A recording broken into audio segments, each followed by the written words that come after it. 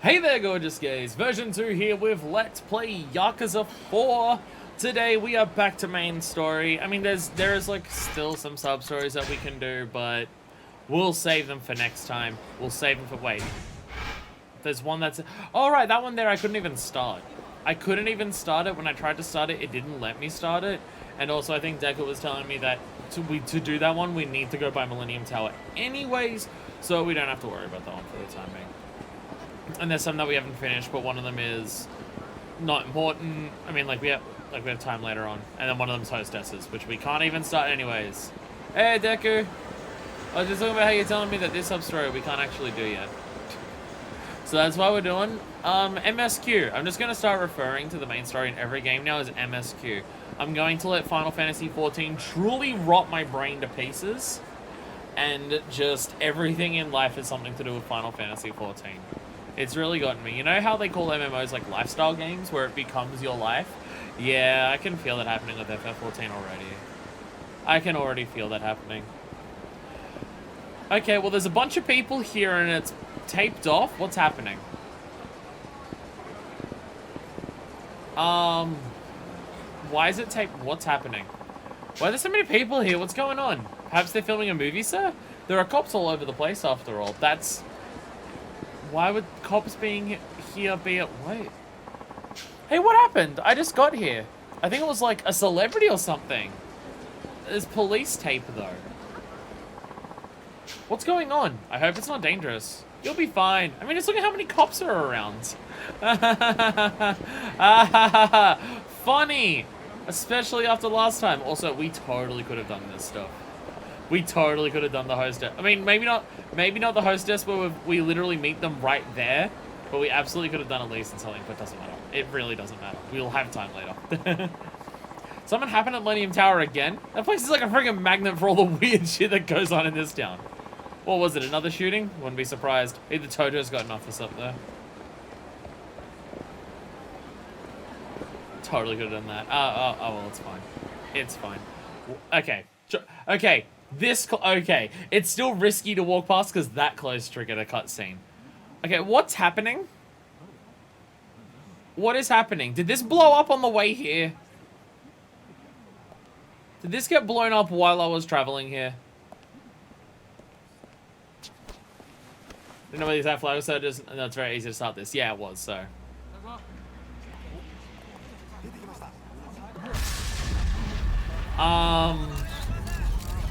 Maybe Majima bringing out all of his people to escort Saejima didn't go well. Shit. Fuck. Fuck.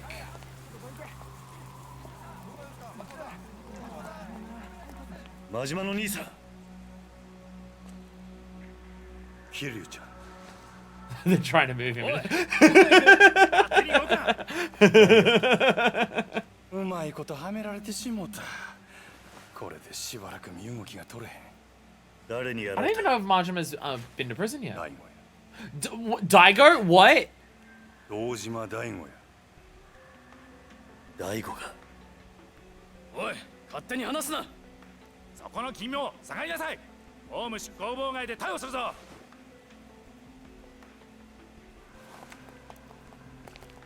急げや桐生ちゃん。全部の事件はつながっとる。25年前のやつも100億の事件も安子ちゃんのやつもや。なんだと。このままやと俺らの登場会が潰されてまう。それに今は安子ちゃんが危ない。お前しかおらん。あとは頼んだで。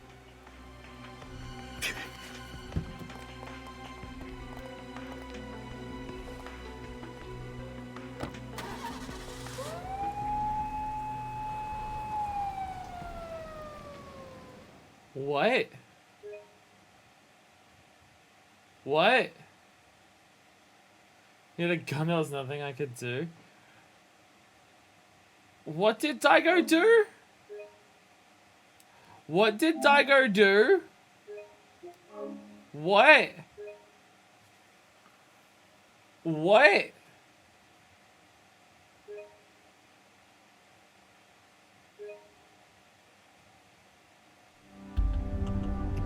That's a short chapter. That's a very short chapter. Encounter. Daigo, what did you do? そうか。 Meanwhile, the Dojo Chain 真島を split 逮 chairman 捕した。 office. 分かった。あ、冴島靖子の捜索はもう手配済みだ。あとは例のファイルが今どこにあるか、それを探し出せ。 Oh, is this? 頼んだぞ。 Oh, is this Munakata? あなたのご協力で Yeah. 真島を逮捕することができましたよ。これで真島組の邪魔が入らない。感謝します。 Daigo sold out Majima. Why?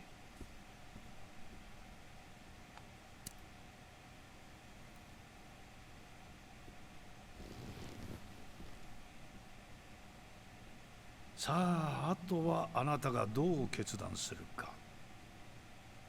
それだけです。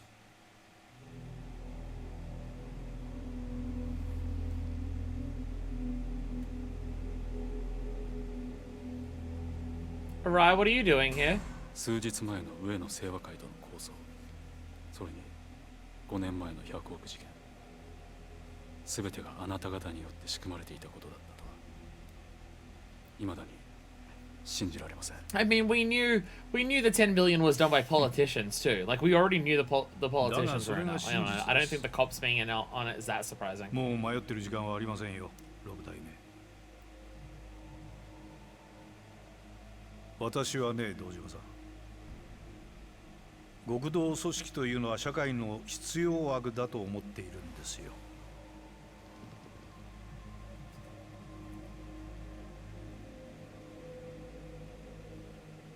敗戦後、日本という国の復興を陰で支えてきたのは警察と極道です。それは間違いありません。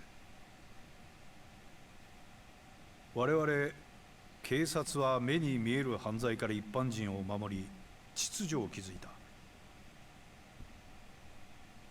そして極道は目に見えない外敵を水際で叩き、この国を独立国家として成り立たせた。だからね、私は警察だけが正義だなどと言うつもりはありません。警察と極道は今の今まで常に表裏一体、共に同じ道を歩んできたのですから。だが時代は変わった。本来裏の顔であるはずのあなたたちは、組織が巨大化するにつれ本来の立場を忘れ、表の世界に出るようになった。 Had thousands of 金 men を lined 稼 the ごうとする者 streets. も増えてきた。巨大な組織には金が必要だ。しかしそれでは何かとお互いに都合も悪い。だから私はそれを本来の形に修正したいだけなんです。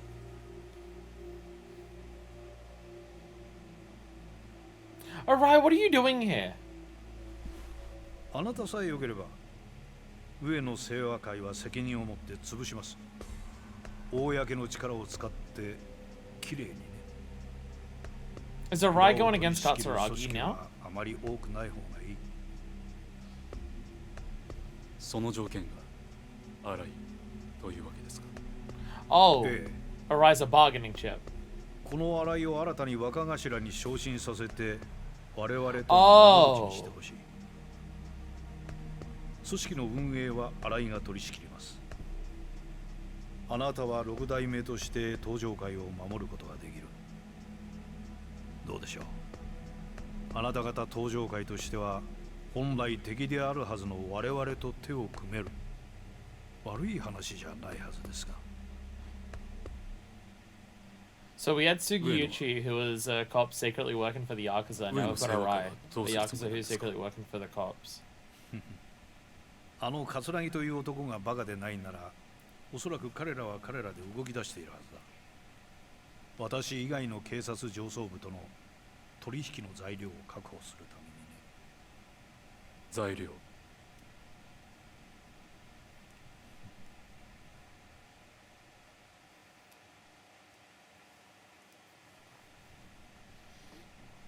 Jesus Christ. What? What the fuck? Thankfully, Katsuragi is a complete not a fucking idiot.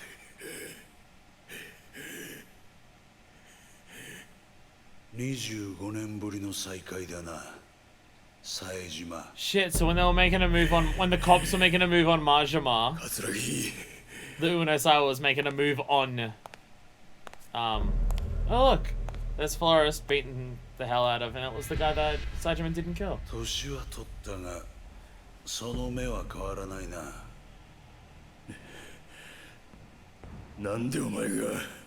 Is Sajima the bargaining chip against the cops? That wouldn't make sense.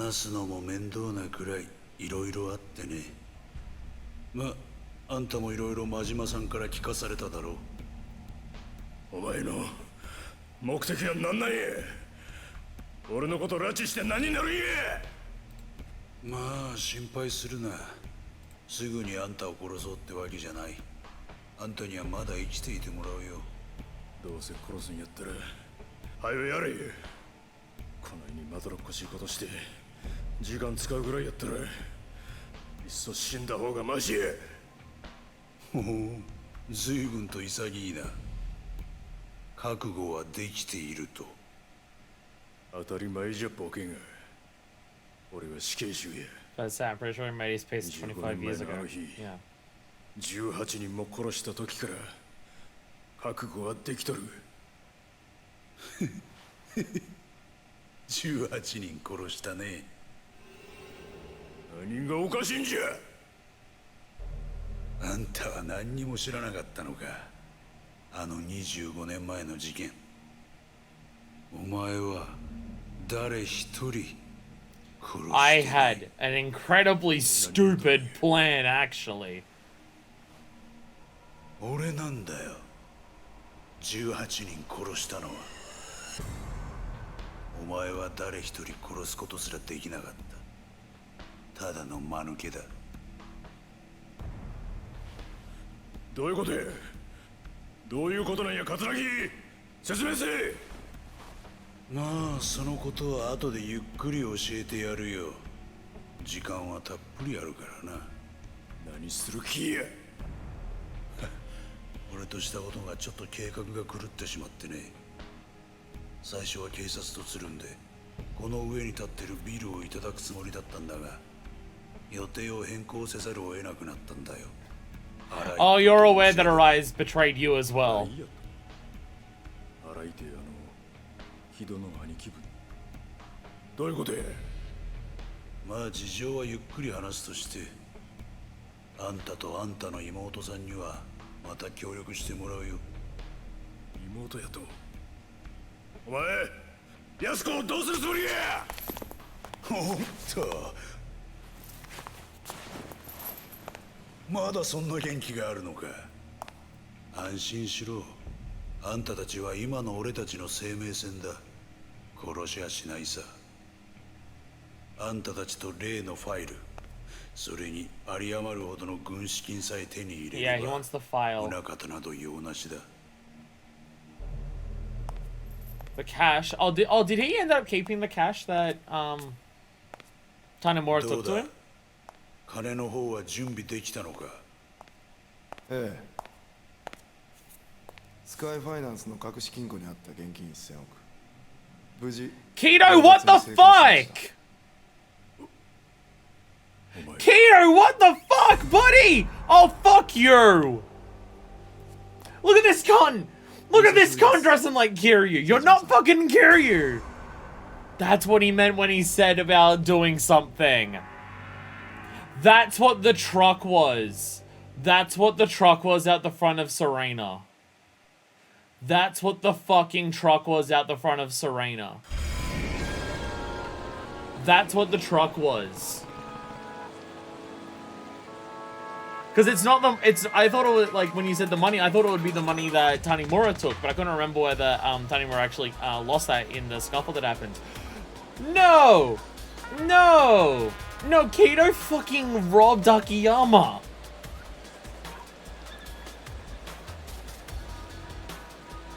So now we've got Arai has ditched Katsuragi after murdering Shibata for Katsuragi. And now Arai is working with the cops. And because Arai is just like, oh, wait, if I work with the cops, I'm going to be promoted to Tojo Captain? Oh, shit. Kito's over here just being like, balls out, huh? What have I stole? How the fuck did you steal the, what? I mean, they said it was the DA, but I guess it was just a bunch of Uno Saiwa men who just went up to fucking New Serena and stuff. I guess while Akiyama and Tanimura are back over in, because they're over in Homeland, I'm pretty sure. Because Akiyama stopped by there. Actually, I'm pretty sure Akiyama stopped by there because he said the DA was coming to get a bunch of his bullshit. So, oh, fuck all of you. Fuck all of you. You're all fucking scumbags. You're all fucking pieces of shit. Majima Silent said Yasuko-san's in danger. I have a bad feeling about this. Better get back to New Serena and make sure she's okay. Oh shit, it's raining. It's raining because of the sad cutscene. It's raining because of the sad cutscene. Okay, sub-stories have literally disappeared off the map. Sub-stories have literally disappeared off the map. And you can hear the music. That was really something, huh? Must have been a pretty serious Yakuza. Patriarch of a family by the looks of it. You don't have to see guys like that in public. Unless they carry you. I guess you don't. Oh, well. I suppose there are, those are the men who really control this town. Funny, because the cops were just fucking talking to, oh, fuck it. Kind of sub-story in the rain, that'd be ridiculous. Wait, was that Majima-san? You hear his name all over town, but I've never actually seen the guy before. Looks like a real piece of work. Little shit boy like me will never compare to a top dog like that. Sorry, I'm taking my time while Yasuko-san's in danger. Oh my gosh, was that a Yakuza? Must have been. Most likely a pretty powerful one by the look of things. He had an eye patch, it was scary as hell. So what ended up happening? I don't get it. They arrested someone like super famous. I think it's some kind of celebrity. So we've gotten to the point now. We've gotten to the point now, especially like a lot of pieces have fallen into place with like Katsuragi's plans after the shooting, Kito taking all of this money from Akiyama, Saejima and Yasuko are in town. I guess Kiryu's also here too. Like, oh, by the way, you can actually notice that Kiryu's suit is where. Like, everyone is making their fucking move now. Every single goddamn person is making a fucking move right now. Every single person is making a move right now. Motherfuckers. Motherfucking, like, and Arai and Kito just being like Arai is just like, oh, like, I'm kind of where Enterprise is. Oops, now I'm with Shibata, who's above you. I'm gonna kill him because I'm working for Katsuragi. Actually, you know what? Munakana's come up to me. Actually, you know what? Fuck it, I'm working with him now. Oh, is she not here? Oh, fuck. Oh, fuck. Tate-san. Oh, fucking fuck. Tate-san. Tate-san. Good. Looks like he's coming too. Date-san. Oh. Kiryu. What happened? Are you okay? Best Buster Wolf? Think so. Guess I just blacked out or something. You're on the ground. Where's Yasuko? You sure you're okay? My head's so fuzzy as all heck, but yeah, I'll be fine. Do you remember what happened? Well, you and I had that chat outside. Then I came back in to keep Yasuko-san company while you were gone. Next thing I knew, I was waking up on the floor to you screaming. He doesn't even remember what happened? He doesn't even remember what happened? You don't remember anything else? Wait, now that you mention it. Yasuko-san poured a couple drinks when I stepped back in. Drinks? Think there's a chance she drugged you? Yasuko really wants to just go find Saejima. Can't rule out the possibility. They're still on the counter if you want to have a sip for yourself. I think I'll pass. Anyway, do you have any idea where Yasuko-san might have gone? Not a clue, sorry. Fuck. Why would she drug Date and run off on her own? So reckless with what's going on and everything. I mean, Like, as we already established, Yasuko is probably just thinking about getting with Saejima. I don't think she's thinking through too many of the consequences at this point. I mean, Yasuko's literally already killed people to get back to Saejima, so, you know. Look, I'm sorry. I was ready to throw her down if some thugs barge and try to take her away. But I didn't think Yasuko-san herself would be the one fighting me. It's not your fault, Tate-san. Guess I should probably get looking for her, though. I'll be back. Wait, Kiryu, I'm coming too. No, I need you to stay here in case she comes back. This is probably the safest point in town, place in town at this point. Alright. Well, good luck out there. Thanks. I'll be back soon. God damn it, Yasuko! God damn it! You've made things so much harder than they need to be. Find Yasuko. No way but forward. Gotta get to Yasuko-san fast. Where... the music going. All these people playing in the rain. Ugh, I get so exhausted when the weather gets bad. It's like the rain just saps all my energy and ruins my hair. All these people over here laughing in the rain. Yo, person to talk to. Oh, I'm gonna survive this week if I don't get the hit on that sweet, sweet Megumi-chan. I'm so stressed I could die. Wait, is that... Yasuko! Yasuko, what are you doing? Yasuko! At least have Kiryu go with you to, like, beat up people. He's really good at that. He's, like, really good at that. There she is again. Yasuko! Kiryu call... Oh. Okay. Sorry. We have to beat up some random prick before we go any further. Sorry, some random dumbass is here. And he wants to throw down because, well, the whole dumbass thing. I'm pretty sure it's that. Yeah, you get fucked. Get out of my fucking way, I'm in a rush. Fuck off. Shit, man. Alright, tough and CC. Who's texting me? Oh, the Kanto Gangsters. Things are on the move. The Kanto Gangsters, a gang with much influence throughout Kanto, is beginning to creep into Kamurocho. Brain of another gang. Oh yeah, we did actually finish the other one, didn't we? Yeah, because there was the dude at the end. This gang is a big secret though, the identity of its boss. In the course of gathering gang intel, the boss's name has come up from time to time. Reports, however, vary from person to person. One can only surmise that they have more than one boss, although I haven't heard any concrete info to that effect. There must be more to it. In any case, a select group of its members have arrived in Kamurocho, ready for a fight. Watch yourself. This is the next gang going down. The music though. Where is she going? Oh! Oh, is that what's happening? Oh, I guess they... Looks like I lost her. There. Oh, okay. Okay. That's what's happening. That's what's happening. Okay, Akiyama and Tanimura have heard shit is going down. So they've come to grab Yasuko. Okay. Okay. Although Kiryu doesn't know who those two are. Looks like she said to a children's park. That's what's happening. Okay. Okay. Yeah. I mean, Tanimura may have heard from the cops about something that's actually no.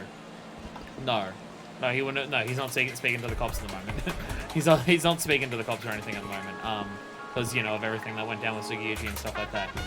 But still, there was a big showing of like what happened with Majima. They may have seen that and deduced, oh shit, we better go get Yasuko. Did all three of you combined open this? Damn. Damn.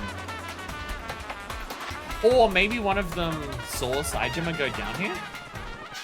Did Yasuko-san really go in here? Only one way to find out.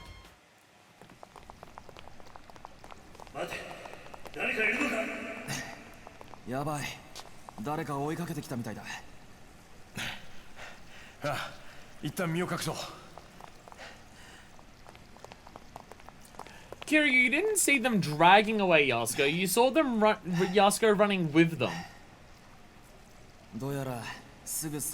Why'd you yell like that?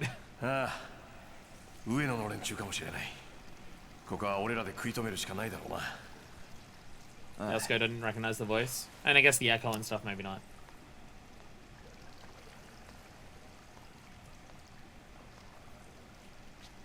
安子さん、あんたは先に行ってくれ。行くってどこに？この奥さ。奥？ Oh. 実はこの下水道、サイの河原って言われる場所に繋がってる。Uh-oh. サイの河原？ Uh-oh. あんたもカムロ町に住んでたんなら聞いたことくらいはあるだろう。Uh-oh. ホームレスのたまり場だった西公園の地下のことだよ。Uh-oh. Fuck, fuck, fuck. 数日前、そのサイの河原であんたの兄貴らしき人を見かけたって情報があってな。昔のホームレス仲間から聞いた。今なら Oh, まだ間に okay. 合うかもしれない。 Okay. 追っ手の連中は俺らを食い止めて Okay. おく。 Yeah, they have heard the Saichim is going down here. これはもしものことがあったら使ってくれ。もしもの時のためだからね。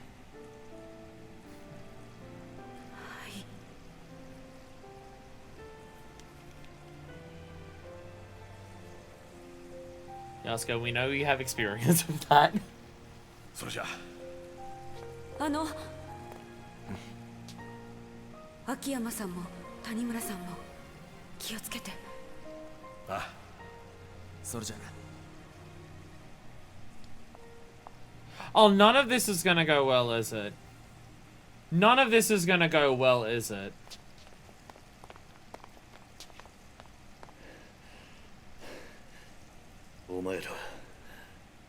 Oh, 上 fuck の清和 no. 会のやつか。それとも Oh, 中田の fuck. 使いのやつか。何を言ってるんだ。あの女をどこ Oh, にやっ shit. リリちゃんならとっくに行っちゃったよ。た。何？おっと、ダメだよ。これ以上先には行かせないよ。安子さんには指一本触れさせない。さっきから何を言ってるんだ。俺はあの女を守る必要があるんだ。お前らに用はない。守る？なんだそりゃ。誘拐するじゃないの？それはお前らの方だろ。すべこべ言わずに道を開けろ。 Hear you talk. Hear you talk. Explain literally anything. 谷村さん。口では何とでも言えるぞ。 Hear you talk. Explain literally anything. 今は誰も信用できない。 Hear you saw Yasuko もし running 安子 with さんを these 追うって people. いうなら Not them dragging her 話し合う away. 余地はなさそうだな。 Kiryu, talk! For fuck's sakes! Kiryu, talk! Oh god, no! Oh, 悪い奴に fuck! は見えないが、少し痛い思いをしてもらおうぜ。 Oh shit! Two of them! さあ、 Two of い them! つでもいいぞ。覚悟はいいな。 It's the same song from before. It's the song of protagonists fighting the fuck out of each other. Oh, fuck no! Shonokiyama Masayoshi Tanimura. Oh, fuck me. I mean, at least we're controlling the Dragon of Doshima this time. Talking in every strong suit is it's fucking him over right now. It's fucking him over right now. Oh, the fact that Kiryu just doesn't fucking talk things out. Just to say literally anything. Like, Kiryu saw them, Yasuko running with them. Not that they were dragging her away. Just talk! Ah, fuck, and Christ, Kiryu. Oh my god. Like, Akiyama and Tanimura, I get it, because it's someone chasing them, right? And they've never seen, Kiryu before, and stuff like that, right? I mean, they've heard about him. Like Akiyama's literally mentioned Dragon of Dojima before. But, like, Kiryu saw them running away. Like, Kiryu doesn't know who these two are, but Kiryu saw Yasuko running away with them. And like, knew that Yasuko was, like, the one who drugged Date to get out of there. Like, Yasuko left on her own and then saw Yasuko running with these people. Kiryu, think of her for, like, a second and talk. Ah, fuck. And also, oh, dear God, we have to fight two of them at once. Oh, dear God, we have to fight two of them all. Okay, I'm scared. I'm scared. Oh, two of them? Oh, fuck. I mean, honestly, still fighting one Dragon Dojo might be a more difficult fight than fighting these two, but still. Oh, dear God. Oh, dear God. What a way to show, like, Kiryu's strength and to make him fight two of the other protagonists at once. It kind of shows you just... It kind of shows you just how bad Kiryu actually is at working with others, that over the course of this story, Kiryu has fought with every other protagonist. Like, we know that Kiryu doesn't work great with others. He usually tells them, no, I have to do this on my own for reasons. Or he fights a lot of people because, well, he refuses to just talk. And wow, what a way to make that point really clear than the fact that, oh god. I had a heat move for that. I didn't use it. And what better way to make it clear that Kiryu can't cooperate with... Oh, I have the circle one for the grabs as well, don't I? Okay, I'm stuck in a corner. I'm stuck in a corner and this sucks. Oh my god. Oh my god. Oh my god. Oh my god. Oh my god. Stop it! Stop it! Oh my god, Tanimura. Fuck you. Oh my god. Oh my god, the bitch is parrying me as well. Jesus Christ. But yeah, I got Komaki knockbacks on level 10, didn't I? Oh shit. Oh shit. Oh, I thought she got coming kick. Oh, block it. Wow. Kiryu. Kiryu. Holy shit, dude. Oh my god. The strength of this man. The strength of this fucking man. Oh my god. Oh my god. Kiryu, what the fuck? Jesus Christ. Alright, that's the next level up. Actually, if we have another level up, let's see if we can end this way. Let's see if we can end this way. Oh, fuck you. Oh, well. That another level up. Well, nice. We have all the Komaki moves now from our level ups. Wow, Kiryu wiped the floor with them. That fight's not even that difficult. The fight's not even that difficult. Kiryu actually just wipes the floor with them. What a way to show how much on another level Kiryu is compared to these two.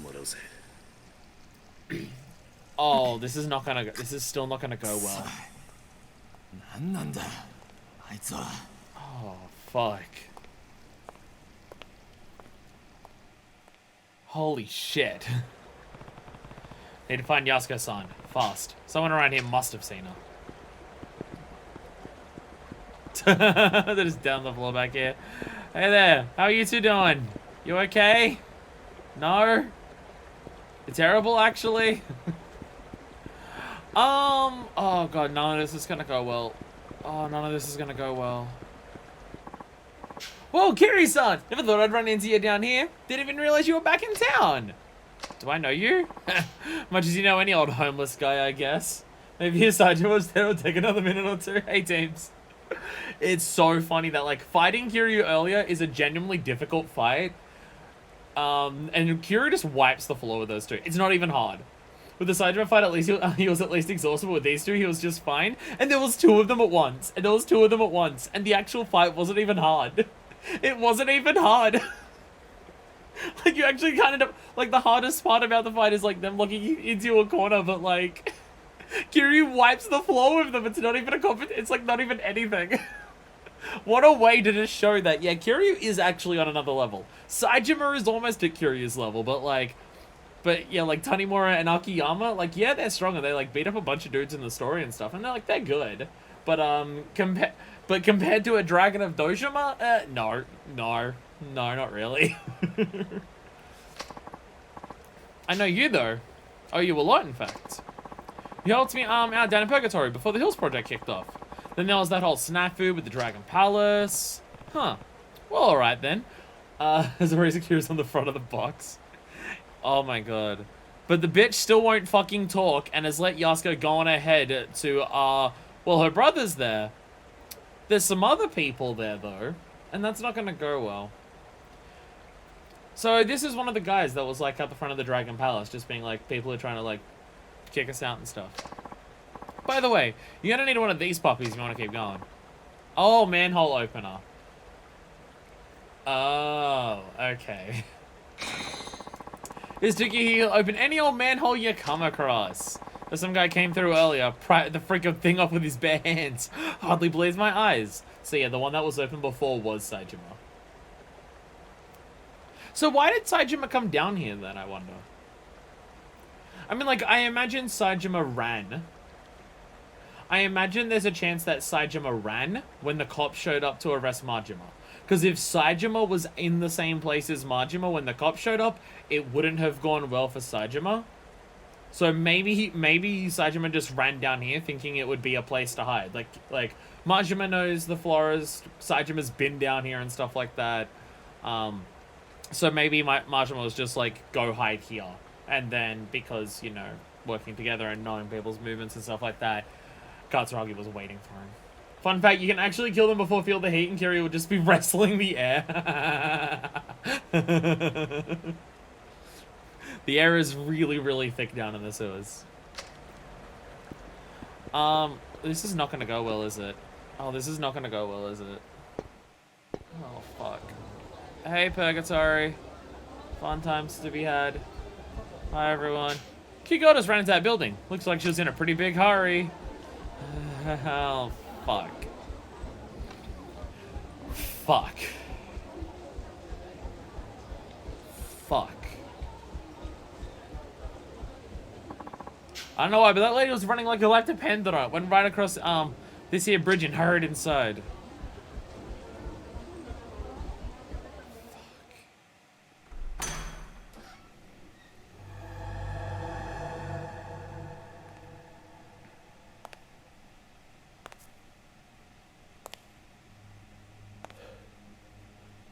Oh no, they're the homeless people that you and Osawa must have beat up.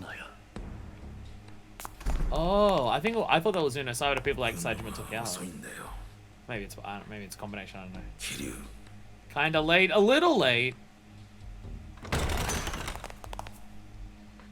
Hey, you two made it. 一体これどうなってんの？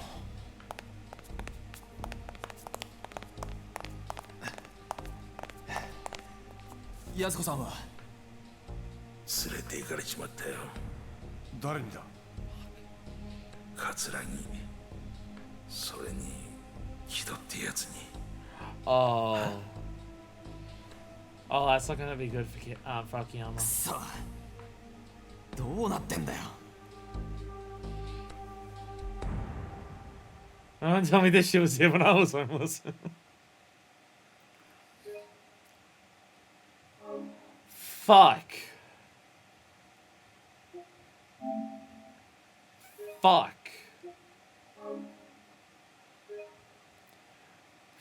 Fuck.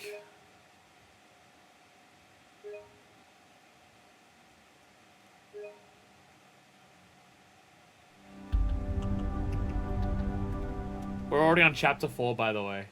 We're already on chapter 4, by the way. Kiryu's chapters are short as hell. Kiryu's chapters are short as hell.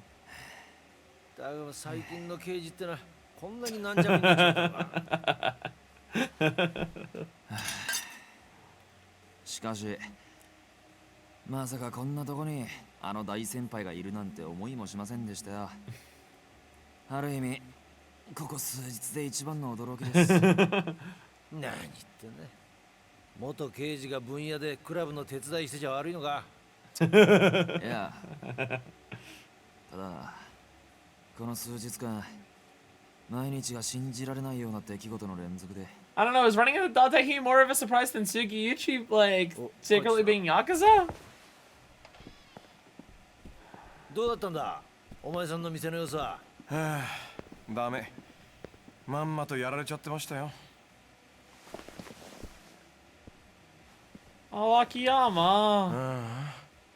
せっかくコツコツ貯めた金だったのにな。Oh, Akiyama. これじゃあまた一からやり直しだっての。やっぱり金盗まれてたのか。ええ、綺麗さっぱり。いくらぐらいだ。1000億。はあ ?1000 億？本当なのか That's significant. That's a lot more. 俺も最初は信じられなかった。 That's a lot more than what the Tojo had before. The Hot Men are gathering. Finally, we have a bunch of them on the same side. いやね。 And all of them know 実は俺の Saejima. 店でっかい隠し金庫持っ Well, て know of てね。 Saejima. そこに入れておいた店の金が全部持っていかれちゃってたのよ。誰に？検察？っていうか、多分木戸ちゃんに。え？ Keto going balls 木戸って out. 新井の兄弟分の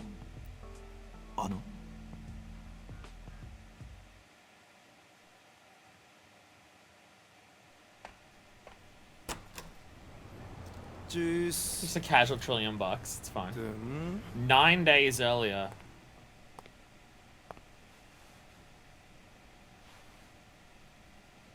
I don't know when in the timeline that is. I don't know how many days the game's 誰 been. もいないか。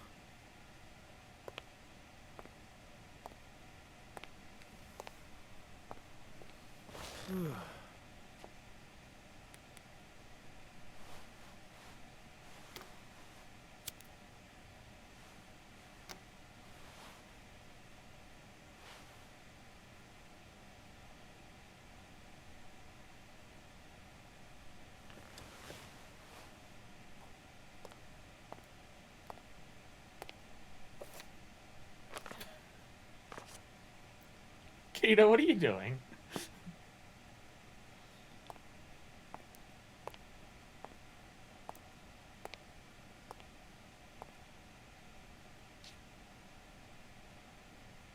六法全書か。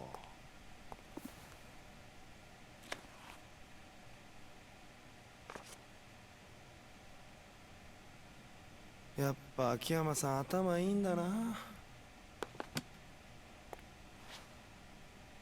あ？なんだこれ。I keep a button hidden behind the biggest book that's the only book that's a different color. Holy shit! やべ。 Holy shit! Look how smart he's being!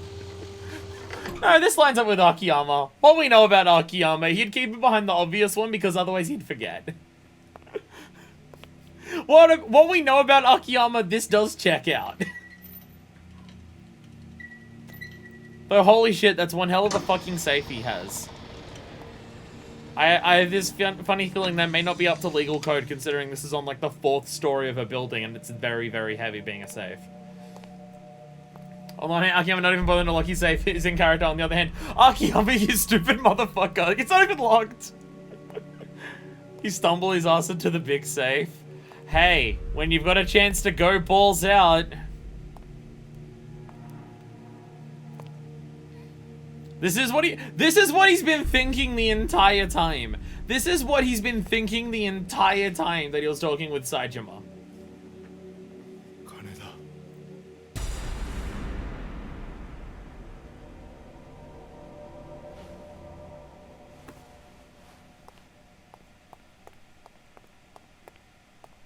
And it's not like he decided, oh, if I grab some, Akiyama won't notice.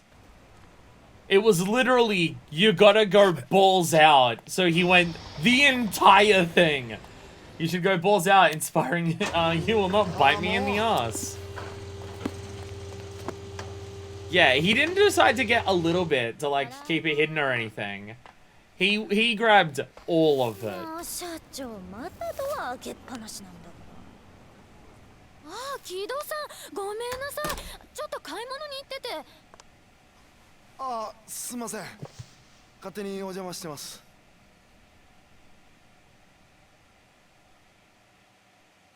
Did we see that before? Did we see Hana walking in on Kita before? Because they got beat up before, right?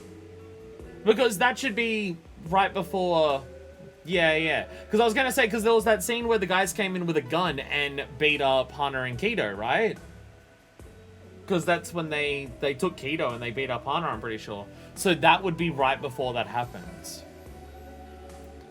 So, I mean, Hana's around, so it's before, like, the end. So it's definitely, like, before the end of Akiyama's part. I mean, Hana's there. Hana's left at this point, so... So Keto's just been thinking this the entire time. And I don't know, Keto must have learned something about Katsuragi and was just like, maybe Keto approached Katsuragi and was just like, I mean, Keto may have heard about Katsuragi from Arai. That's possible. Which is funny because now Arai's not working with Katsuragi. And then Kido was just like going, oh fuck, do I do this? Is it the thing to do? And then Saejima said what he said, and now Kido's stealing all of his money, helping Katsuragi, kidnap Saejima and Yasuko, and now he's dressing like he thinks he's fucking Kiryu. Did you see that new suit that he had? The motherfucker thinks he's Kiryu. Like, no, you're a fuck-ass bitch. God damn it. Oh, fuck. You really think that's how it went down? Oh, Akiyama was just imagining that. Can't think of any other way. Me and Hana-chan are the only two people who knew about the vault. Kido-chan's the only other possibility. What makes you say that? Well, it would certainly wrap things up all nice and neat. Everything would make sense. What do you mean? Not long after Hana-chan saw him at the office, Kido-chan got hauled off by the Hatsushiba clan boys, who'd been working with the Shibata. Just walked in and spirited him away. Simple. Clean. What's so strange about that? Everything. You don't understand if you've seen what Kido-chan can do in a fight. Actually, yeah, no, Kido is a good fighter. Because we saw him when Saejima met him. When Saejima met Kido, wasn't Kido literally beating the crap out of a shitload of Shibata people? Or Umenosawa? I don't remember specifically which one it was. And did Kido join in any of the fights with Akiyama against the Shibata when they were chasing us? Or did Akiyama always say to Kido, run away, and he did it? I can't even remember. This was a while ago we're talking. I remember Kido was there for a lot of for a bunch of that though. I'm pretty sure he was like kicking the shit out of some people when Saejima met him though. Like he did wipe the floor with a bunch of people. Go on. Well, it's only been once I've witnessed it myself, but the guy can mop the floor with anyone without even breaking a sweat. He's pretty coy about it though. Prefers to keep it all under wraps. Oh, that might be why he wears the jacket that he does. That might be why he wears the jacket that he does. He doesn't want people to see how fucking ripped he is. He gets to surprise people. He gets to surprise people by wearing a jacket that, like, deliberately makes it look like he's not that big. Because it's very weird for a Yakuza to be running around in the jumper that he has. It's very weird. How come? It's better for the family that way. Most likely. Kanemura Enterprises, where Kido-chan and Arai work. Very big air quotes around that. They currently don't have a leader, and I'm pretty sure both of them have abandoned that ship. It's a tiny speck under the big Shibata umbrella.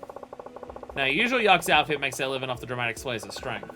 Yo, I finally got another stream. Valen! A lot of shit has happened. A lot of shit has happened. Shit is wild. Hey, Valen. What's up? Not Kanemura. Why not? Didn't want to stand out. Especially with the rat race always tearing this town apart. Guess that's just how he was.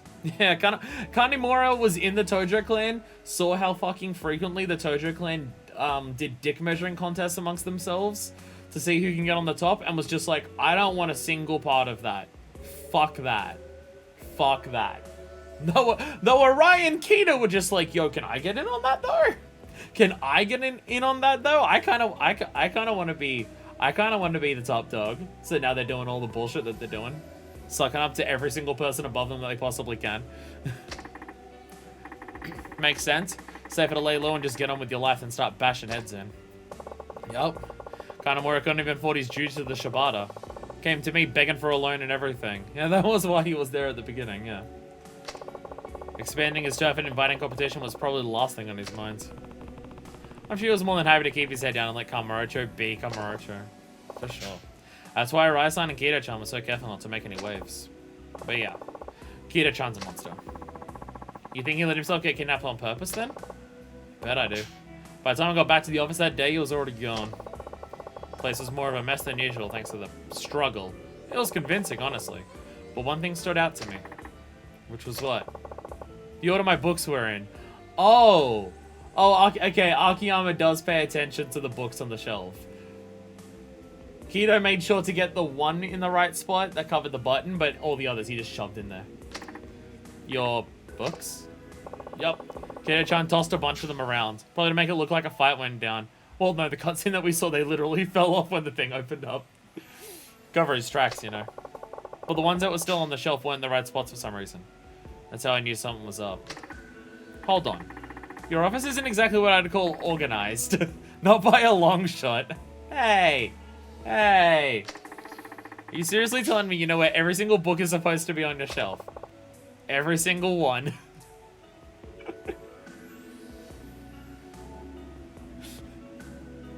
His office is a mess, but it's his mess. He knows where things are in his mess. Akiyama can read. First protagonist confirmed to be able to read, I think. Okay, it's definitely all this is the people reading, but it's funny to think of that way. Whoa. Long story short, my pal Kida-chan put a fast one on me. What I really want to know is, who keeps 100 billion in cash just lying around in this day and age? Why not stash it in a bank? He doesn't kind of trust the financial systems after everything he's been through. Don't trust them. Besides, it's not like any of them pay decent interest anyway. That much physical money isn't exactly portable, though. How'd they get it all out? Ask the DA guys who raided my office yesterday. They're the ones who did it. You think they were imposters? Big time. Katsuragi must have sent him over once Kida-chan tipped him off. That'd explain it. We kind of did have like a lot of events happen very, very rapidly just then. Of just like Majima's being hauled away, Yasuko's like going down, Arai's working with Munakata, Kito's working with Katsuragi. Katsuragi is now kidnapped Saejima. Like a lot of stuff happened in a very, very like rapid sequence that they kind of have to have a talk about it now to just be like, wait a minute, what the fuck just happened to us? Life's a cruel mistress sometimes. Look how sad his face looks. Look how sad Akiyama looks. Sure, you get used to the cheating and the backstabbing and the lying in my line of work. But when it all smacks you in the face one after another, oof. You seem like you're taking it pretty well, though. Most guys would go into total shock if they lost 100 grand, let alone 100 billion. I am in shock. This is me in shock.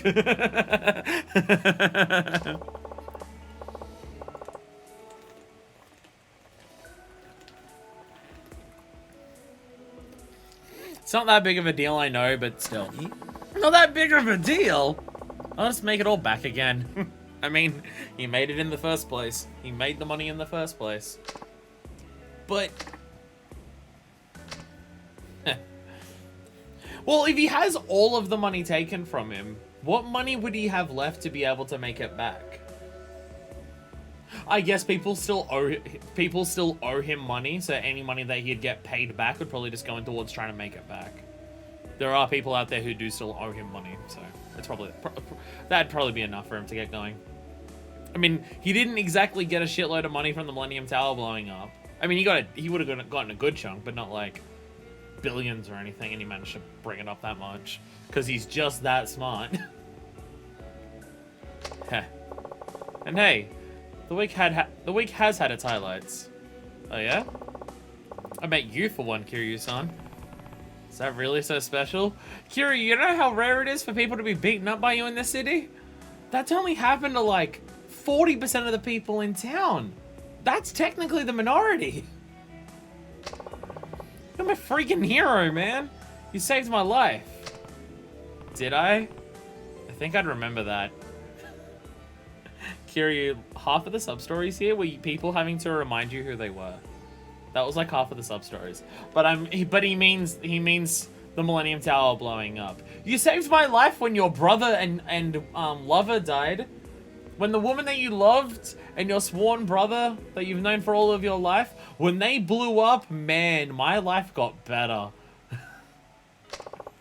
Just listen. You know when the Millennium Tower blew up 5 years ago? When all that cash rained down on the city? That day changed my life. I grabbed as much as I could. Cleaned myself up. Went from homeless bun to this in practically no time flat. If not for you, I'd still be out in the streets. Digging through trash just to keep myself alive. I mean, Yumi was the one who placed the bomb, and then it's not Akiyama. Nishikiyama was the one who shot it. Yeah, I was gonna say Nishiki was the one who shot the bomb. And Yumi was the one who put it there. So, like, Kiryu didn't have much say in that part of it. Kiryu beat up Jinshu and Akiyama. Nishikiyama. That was about it. Man, that really shitty thing that happened to you sure was good for me. I know, like, it was like all three of Kiryu's closest people died in that game, and two of them died literally in that explosion. Well, I mean, I guess Yumi was dying before the explosion happened, but still though. That's the money you built your business on. I'm assuming they don't know that. Doesn't know the Tojo, Glenn still not know the whole story. Oh yeah, no, like it was an explosion on top of the tower. Not like most people aren't going to know the exact details of what happens. I don't even know if Kiryu told everyone exactly the details of what went down. I mean, he probably didn't have time. He was sworn in as chairman and then resigned immediately and ran away. So I don't know if Kiryu took the time to just be like, so here's the order of events. Yup. Now that I think about it, that 10 billion was probably the same cash my bank duped me into laundering from them before they had me take the fall.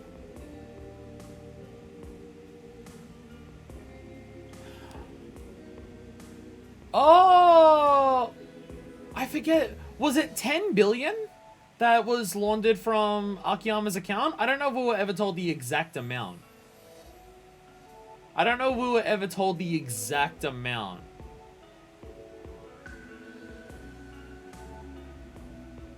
I don't know. The 10 billion Jinju diverted to the Tojo claim. So, yeah. This all feels kind of personal somehow. If this stuff going down now is linked to that 10 billion, consider me there. Not that I know of. I mean, it may have been some of it. Like, laundering 10 billion at once isn't exactly, like, subtle. But, I mean, when you've got the cops and politicians and the banking system literally all working together, I guess you can kind of get away with fucking anything, can't you? But what's our plan now? Like, what's our plan now? Yasuko and Saejima have been taken, and your money's gone. What's our plan? Do we have one? I don't think we have one. I don't know about you guys. This is starting to feel like fate to me. Almost like we're all destined to end up here. Smoke and drink. Revel in depression. Revel in the depression. Everyone gets sad. I still wish I got that that Kiryu cologne that smells like smoke and bourbon. Cause I would genuinely love that. I think I mentioned that literally earlier in this LP, but like some people see a cologne that's like smoke and bourbon. That sounds awful. Where for me, I'm just like, oh, that might be the best cologne I've ever heard of. Fate. Almost like this is a game with 4 main characters that need to converge somehow. I was about to say, isn't 4 literally the number for fate? In like they have the same character in Japanese? No, that's death. That's death. You might just be right. I mean, I will say the way they've gotten all 4, or like, I guess there's 3 of them right now, but the way they've gotten them to work together does feel natural. It doesn't feel forced. それしかないだろうな。だがどうすればいいんだ。金はすでに葛城の元にある。やはり奴らの居場所を探して直接攻め込むしかないのか。Other than like you're running into Yasuko. Down in Okinawa, that felt a little forced, but it's fine. It's Yakuza. That's just how shit is. Hey, we have the book. 10 billion. Death is technically a fate.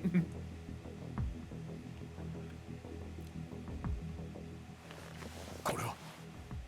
おい、キリュウ、これって何なんだ。動かぬ証拠というやつだ。Evidence about what the cops and everything were doing with money laundering and 宗像も stuff. 葛城もこのファイルの行方を追いかけている。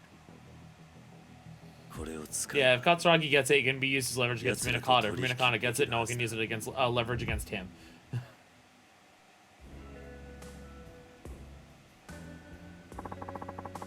How'd you end up with this thing, Kiryu? Hamazaki gave it to me down in Okinawa.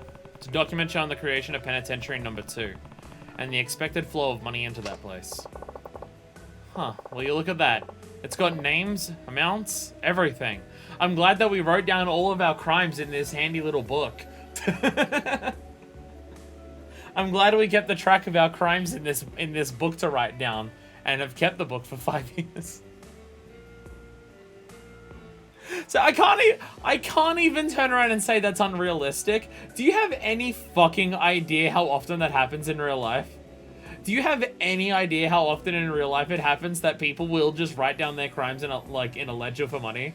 Because it happens a shockingly high amount. It's not even unrealistic. It turns out when people are doing crimes that involve a shitload of money, those people still don't want to get screwed out of their money, so they do that. We may be evil, but we still need to keep our taxes in order. Is it that? I think there's literally a comic from the Joker where Joker's talking about being a tax-paying citizen, and someone's just like, "Wait, Joker, you pay taxes?" And Joker's just like, "Yeah, I might be a criminal, but do you think I'm willing to get the IRS on my ass? No fucking way."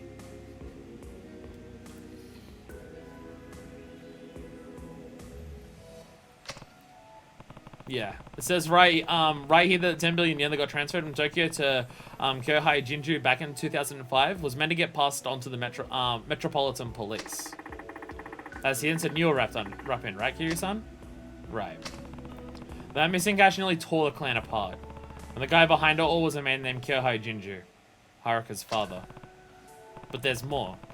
There are notes on here detailing a police plan to release inmates from Penitentiary Number 2 and create artificial crime, all to make the police look good. Batman the Animated Series probably was, because Batman Animated Series is fucking incredible. Like, I'm very much burnt out on Batman now, mainly because I've seen Lego Batman Movie, which is like the best Batman movie, and I've played the Telltale Batman games, which are my favorite Batman games.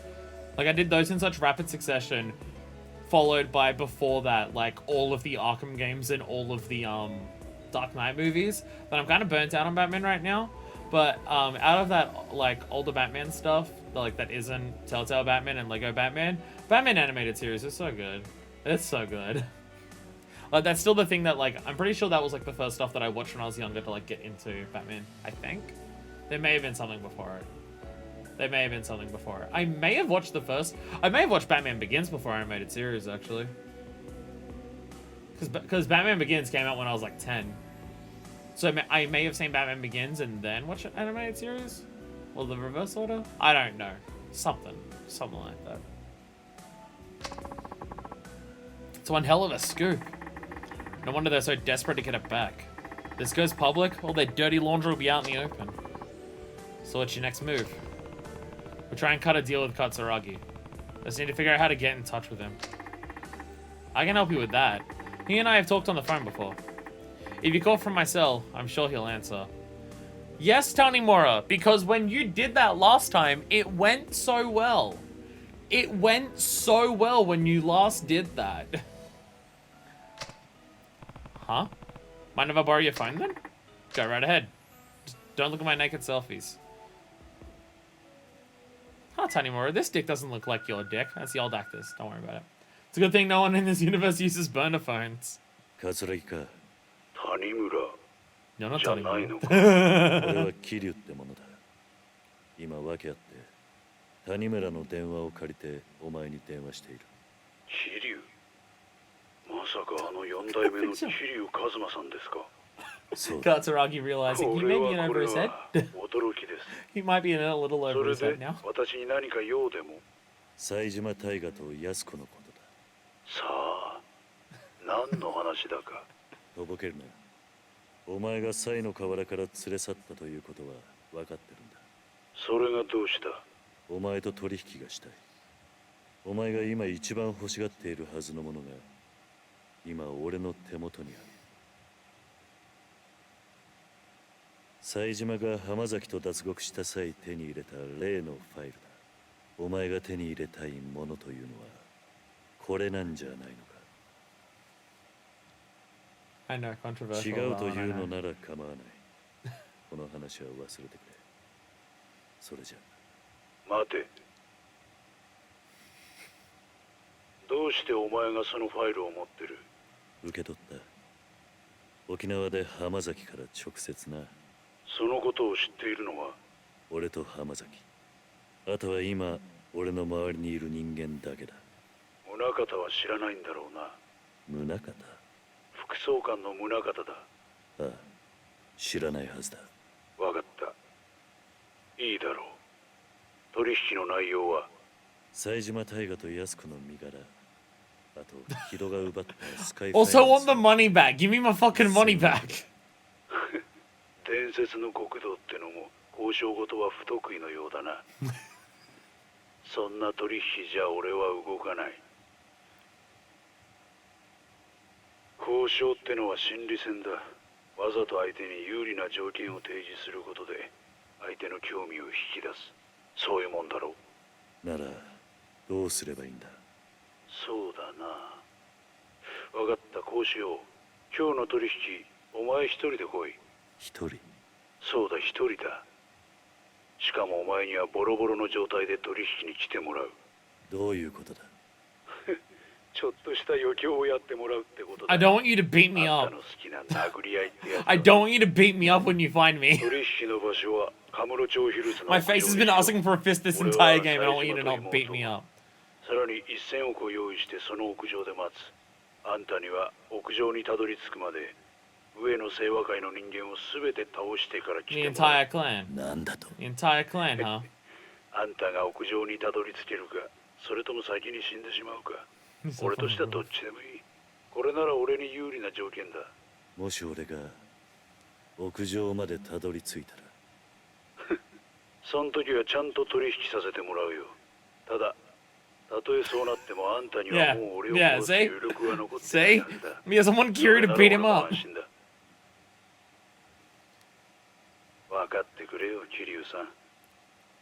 俺もさ、長生きしたいんだよ。あんたや冴島みたいな化け物2人も相手してちゃ命がいくらって。Katsuragi does not give it. 錦山や Wow. 甲賀隆二みたいな Wow. 今まであんたが相手にしてき Wow. た男気あふれる極道じゃない人間もいるんだよ。さあ、どうする？ Oh, Katsuragi's a slimy piece of shit. Oh, he's such a slimy piece of shit. 何時に行けばいい？夜22時だ。俺も死体じゃない。 You got a long battle route through the entire Shingon Mafia to get up to the roof of Kamurocho Hills. I mean, the Ueno Cyber Clan. Then that Mine guy. I guess we both wanted money or something. Well, Mine wasn't like honor and manliness the way that Nishiki and Ryuji were and stuff like that. Like, you gotta love how Katsuragi's just like, hey, you know those, like, main villains from, like, the last 2 games? Or, like, I guess main antagonists is not even the correct word for those two, honestly. You know the final bosses from, like, 2 of the previous games? You know how they talked about how they hated the schemers and stuff like that? And they tried to take action with their own hands and stuff? You know how they're both dead, right? I don't want that to be me. What's the deal, Kiryu? Sound like you came to some kind of agreement? Yeah. I'm meeting him with a file on the roof of Kamurocho Hills. Tonight at 10. Alone. Alone? But that's insane! You're not actually going through with that baloney, are you? I have to. It's part of the deal. Kiryu, this is Katsuragi we're talking about. Kiryu, this is Katsuragi we're talking about. Kiryu, I know you don't know much about Katsuragi, but if there is something that the people sitting next to you can tell you, is that Katsuragi is a slimy piece of shit who can't be trusted. Don't trust this man. Don't trust this man to go there on a deal that you're asking him to do. We literally have someone 2 seats down from you who got like fucked over by Katsuragi with that exact thing. Sounds like I'll be fighting through the entire Uno Cyber clan to get up there too. Doesn't take any chances once he gets down to business, huh? Sure you still want to go? I'm sure. There's no other way. Kiryu's just like beating up an entire clan up to the top of Kamurocho Hills. It's literally not even the first time I've done that. Literally not even the first time I've done that. You say that, but let him go if he wants to go. Besides, I don't think anything we say is going to change his mind. Wow, this feels familiar. Wow. Wow. A bunch of people sitting around in Serena with Kiryu saying that he's going to go fight off a shitload of people on his own, and everyone else sitting in the bar next to him is saying, I don't think we can talk Kiryu out of this. Man, does this sound familiar? Man, does this sound familiar? Isn't that right, Kiryu-san? Right. A deal's a deal. Well, I should probably get going. Be careful out there, Kiryu. I will.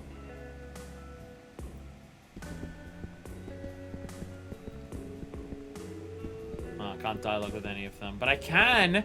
What I can do is stare at Akiyama. What I can do is stare... I can't even see his face. Hey, Akiyama. Hello. Remember when I said Kiryu shows up and the pacing goes out the window? Yeah, this is the point of no return for Kiryu. I don't think the pacing's... The end of Yakuza games are always rapid. The end of Yakuza games are always rapid. It's just not usually a case of there is a character who shows up that you play as only in the rapid element of the game. Like, if you think about the previous games, the last few chapters are usually pretty quick. There's usually, like, you go, and then you do the end very quickly. They just usually don't give you a fourth character for that, who also has all of their stuff. Being able to start and end Kiryu in the same stream.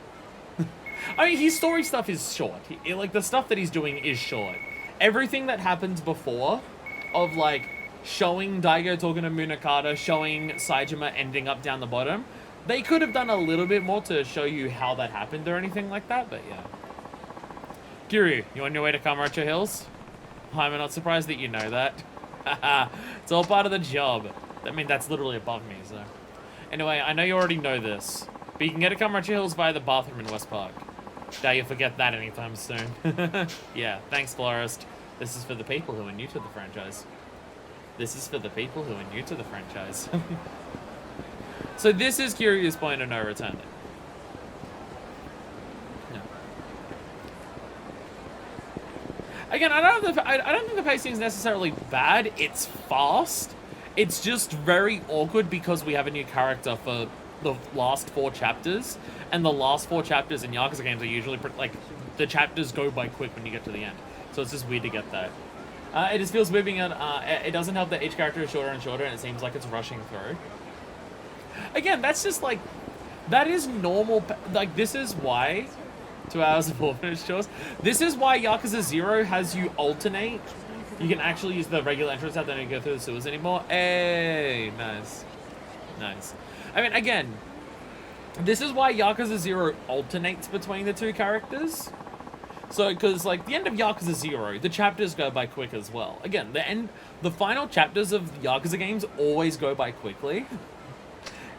It's just, normally you don't have new characters for that. Like, Kiryu shows up, and he's in the last 4 chapters of the game. Like, a lot of shit is happening by the time you even play as Kiryu for the story, right?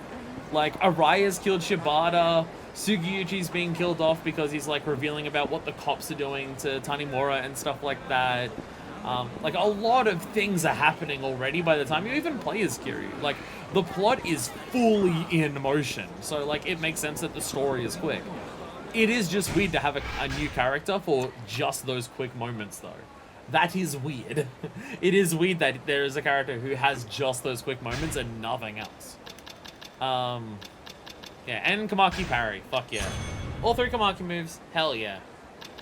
Hell yeah. Now we have, now we still have this, which is level 15. So what do we need? If I save all of my essence from levels 13, 14, and 15, we can get these ones as well. So I still think we're not going to unlock anything else. I mean, it's not like he has a shitload left. It's not like he has a shitload left. Like, Golden Dragon Spirit, we don't need super desperately. Jumping is cool. Pole dancing, like, they're cool, but, like, they're also literally Yakuza 3 things. Health flashing, we don't need that. And then, like, Thunder Gun and Azura Spirit, we don't even know what they do at this point. Like, it might be nice to have, but I'm not even sure what they do at this point. Like, we've already got all of this stuff, so I don't even know what these ones do. So I'm just going to save for the next 3 levels. So the moment we get here, we do that. Oh god, whoops, I'm here. Hey, Denshi, you missed most of the story. Yakuza was one of my least favorite plots of the series, but it is done surprisingly well considering its 4 pro tags. Really? So far, this is one of my favorites. So far, this is definitely one of my favorites. Yeah, we're literally about to go to Kamurocho Hills. Well, I don't know if we're going to do other stuff before we go to Kamurocho Hills, but yeah, you've missed a lot. I think there's a reason more games don't usually do more than 2 protags at most. Doesn't literally Yakuza 5 have 5 characters? And doesn't Yakuza Dead Souls also have 4? Don't literally the next 2 games that we play have multiple? By the way, for those who are wondering, I only know Kiryu and Majima for Dead Souls. I'm hoping for Daigo. And I don't know literally anyone in Yakuza 5, so don't mention any characters for those, because I still have no idea who any of the characters are. Which, after this game, I'm realizing is definitely something I don't want to know, because, well, I didn't know Akiyama and Tanimura before this game, but fuck, when I saw Saejima, I popped the hell off.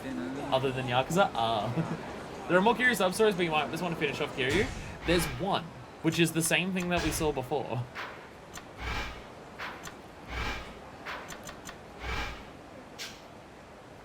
Like, there's literally one that we can do right now.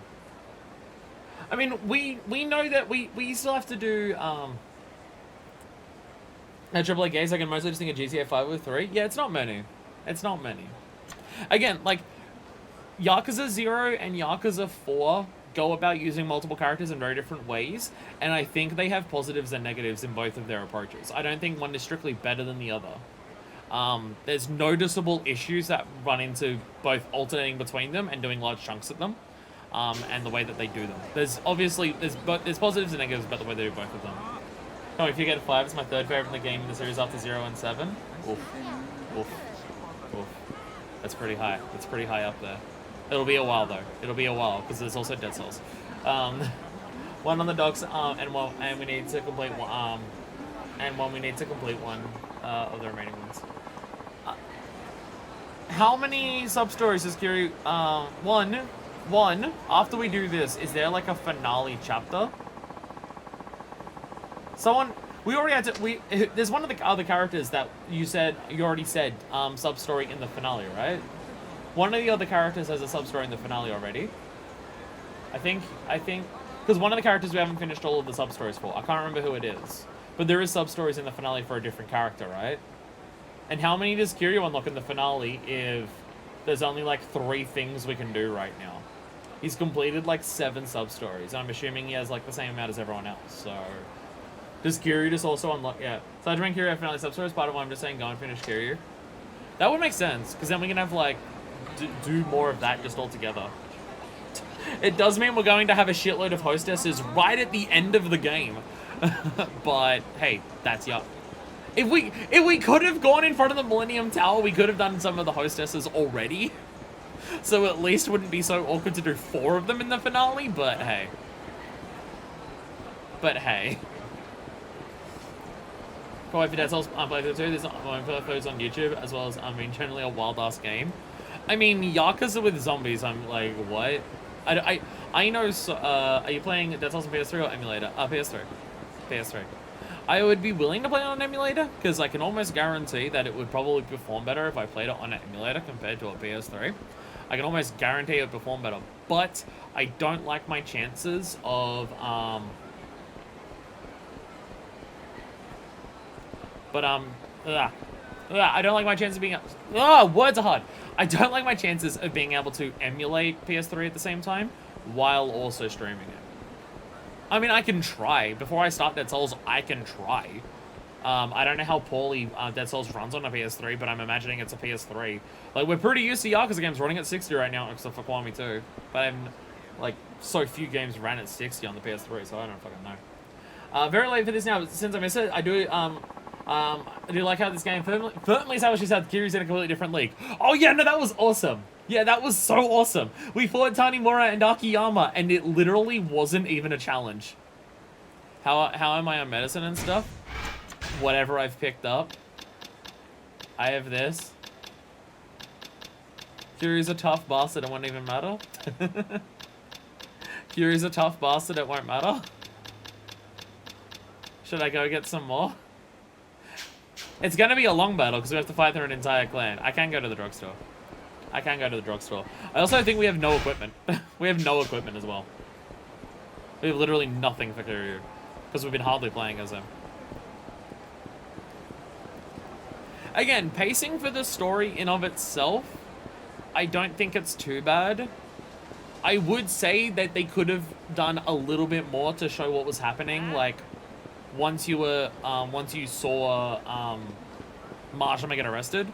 Like, Majima gets arrested, you see Munakata speaking with Daigo, and that's just immediately happening. And then Saijima's already been captured by Katsuragi. Like, all of that happens in cutscenes after that cutscene. They could have, like, shown that a little bit more.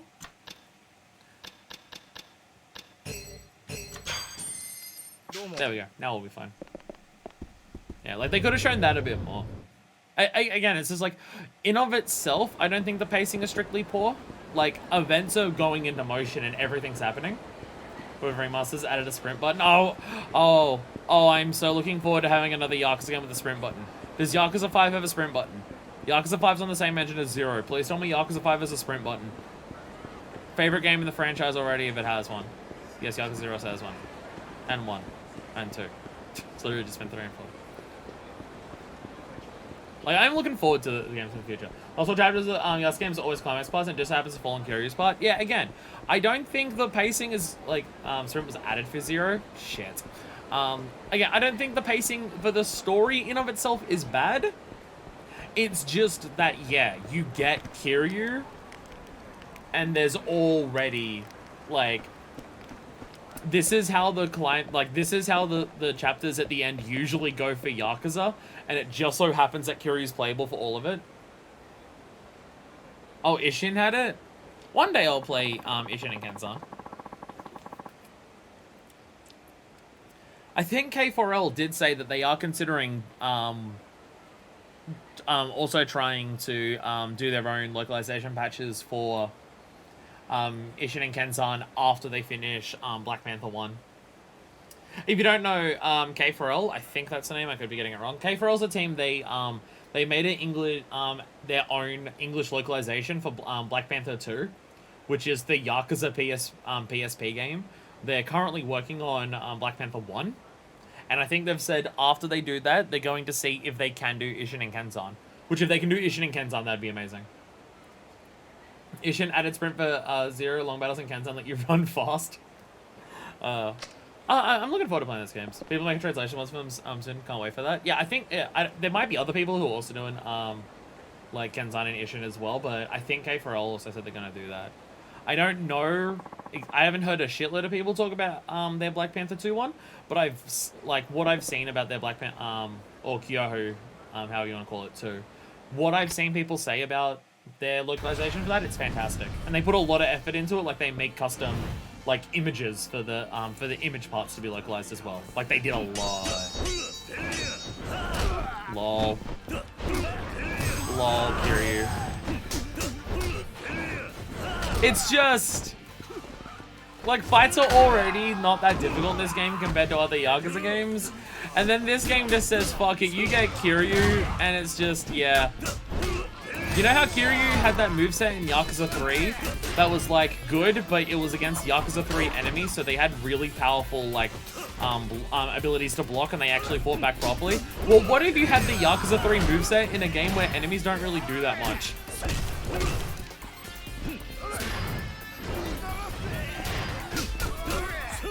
What's the best way to deal with this prick? Different translation for Black Panther 1, but I need the content translated. I know there was one made for Black Panther 1 that was like just the main story and some sub-stories. From my understanding, K4L oh wait, I can do this. From my understanding, K4L have done the entirety of 2, except for maybe Hostesses. I think they said they hadn't done that just yet, but maybe they've already done it at this point.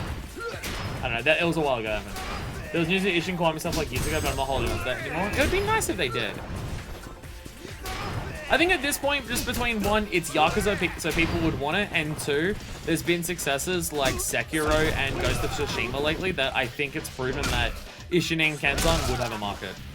The issue is just like, would they just localize Ishin and Kenzan and release it release it in the West, or would they want to Kiwami them and also be able to re-release it in Japan, which would take way more budget? There's no easy way of doing it. Like, the Yakuza, they just did the remasters, right? like for 3, 4, and 5. They just did the remasters. This guy's a prick. I don't like. It doesn't do anything. Let's count how many people are in this clan. And how many Kiryu demolishes. 1 million. Just everyone. Favorite long battle track series. I wish I could hear the game.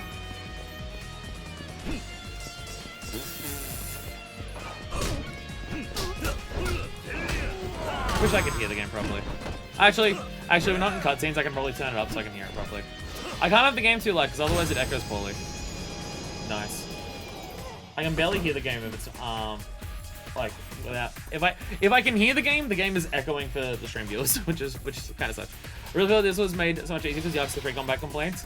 I also roll out balance 4 attacks, but it's, again, like they didn't make Kiryu feel overpowered by giving him an overpowered moveset and just buffing him immensely from what the previous game was. Like, I love that Kiryu doesn't feel like he's absurdly powerful because they just gave him extra shit in this game. They just made Kiryu feel powerful because they literally just gave you Yakuza 3 Kiryu and just make you realize, oh, that's always been this powerful. This music is nice. Looks like I'm gonna have to fight my way up to the front. Oh my god, Kamurocho Hills has like a proper front door now. Kamurocho Hills has an actual front door. Majima Construction are actually working on it. Holy shit. Oh my god, there's an actual inside to this fucking building now. Holy crap. Tough guys building shit are actually building shit.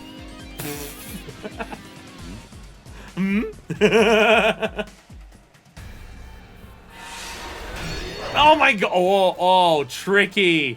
Tricky. Make Kiryu go and investigate so someone sneaks up behind him.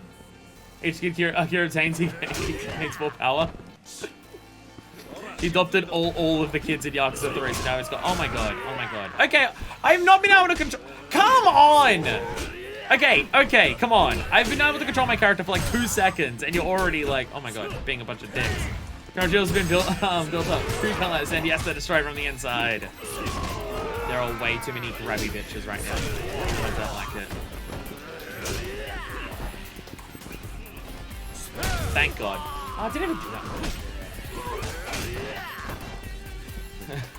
that. This game definitely has issues with how many fucking enemies grab in the late game. Fuck off! Like, literally, you stop getting grabbed. The frame 1, you get grabbed again. Like, you get out of a grab, frame 1, you're being grabbed again. This is more annoying than blocking. This is more annoying than blocking. I'm glad that I have the mash circle thing to get out of grabs. It's a classic play. Use the obvious trap to distract from the real trap. And Kiryu fell for it because he's a dumbass.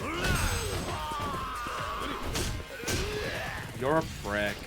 Oh my god. I've been relying too much on Kiryu being over. Oh my god!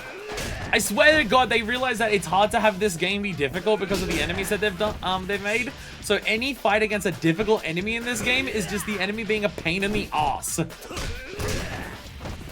That's all this is. If they want to make fights in this difficult, because they can't just use the mechanics of the game, because they made the game itself on its baseline too easy.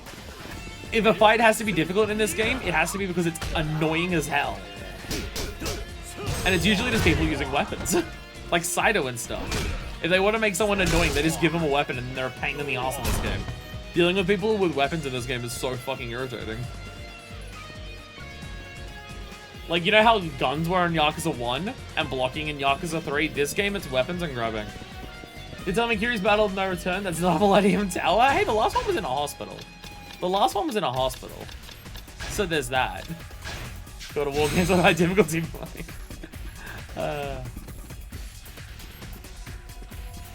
So that's kind of my thing with the Yakuza games, right? Is that, like, I never dislike the combat in Yakuza games, but every single game has its noticeable quirks that are cool, and its noticeable quirks that are irritating as hell. Every Yakuza game alternates between those. Like Yakuza 1 has fantastic combat. Kiryu feels so fucking good. So they just make boss fights have 1,000,000 health and then or give them all abilities that regenerate a shitload of health that you need to be able to have heat to stop. But even if you use the heat to stop it, they're going to get some of it back. So it's just like, why? the actual bosses are fucking awesome as hell in Kiwami 2. They're some of my favorite bosses in the franchise. Unfortunately, Kiryu's moveset is significantly less interesting in that game compared to most of his other things that he's done. Because, like, Dragon Engine combat just doesn't give Kiryu many options.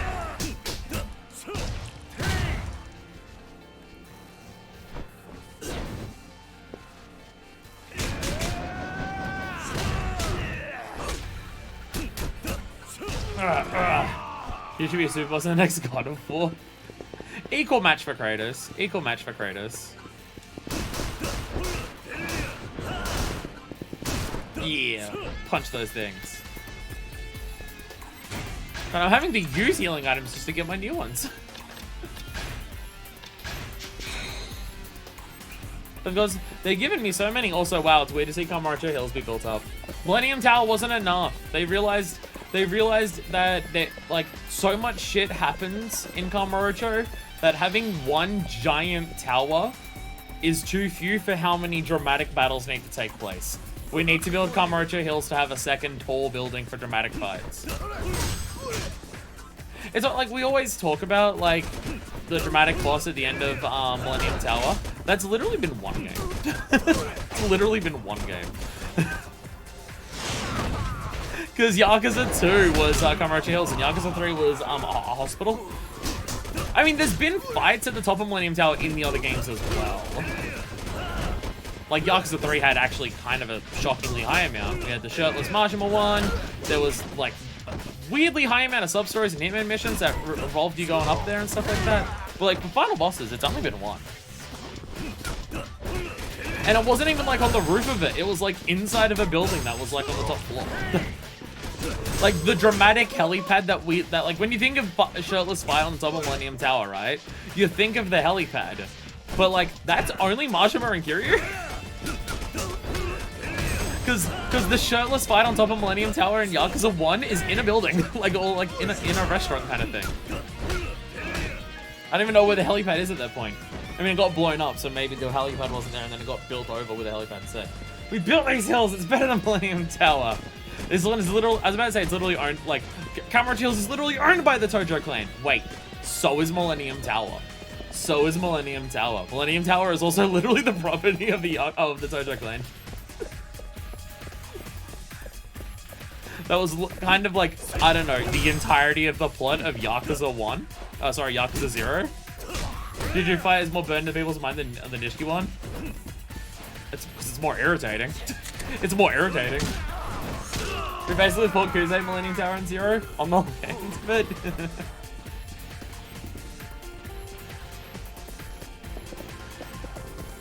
Yeah, because it was in the building next to the empty lot. Right, yeah. Because next to the empty lot was the building where we fought Yakuza inside of the... Right, yeah, you are right.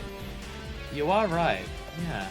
Because I was thinking the final battle against him, but that's like in front of the Kazuma office on Tenkaichi Street. I was about to say, one of them hiding in the glass thing too. But no. Yeah, I was thinking like the final one, but yeah, no, the one inside the building is next to that. Oh my god! Oh my god, it's a prick with a shotgun. Oh my god, is this a Rase with a shotgun? I gotta stop saying his fucking name, I swear to god. I have to stop saying his name. We know what happens when I say that cunt's name. We know what happens. Master, there it is! Yeah, elbow drop, let's go. Let's go. Finally got the mastery on that one. Let's fucking go. God, Kiryu is just, he's busted. Lol. Lol. Oh, God. Oh, it's great. You know what I missed from Yakuza 0? And then subsequently 1 and 2, because they realized it was so fucking sick they always included it. I missed in long battles when you beat someone in a long battle, like in a section, and so the way you'd continue on would be to punch that person through the door. I missed that. I missed that. That shit was so cool. Like, you continued the battle by just throwing people through the fucking doors.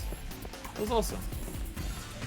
Honestly, this place looks more like it's designed for people to actually go in and do stuff in. Oh, get fucked. Oh, get fucked. Why? Why? Really? Fuck you. Fuck you. Fuck off. Thank you.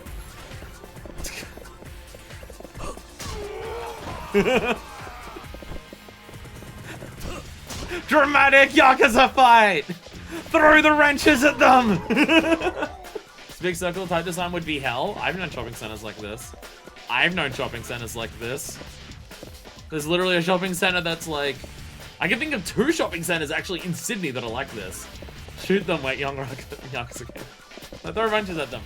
If you can dodge a wrench, you can dodge a ball. This guy's more of a Richard clone of anything. True, yeah. He didn't do that. He didn't do gun kata anywhere near as good as Richard said, but it was pretty good. But you know, close enough. Give us the Yakuza spin-off. I don't know how you got up to zeros, you cowards. Prison. He was in prison.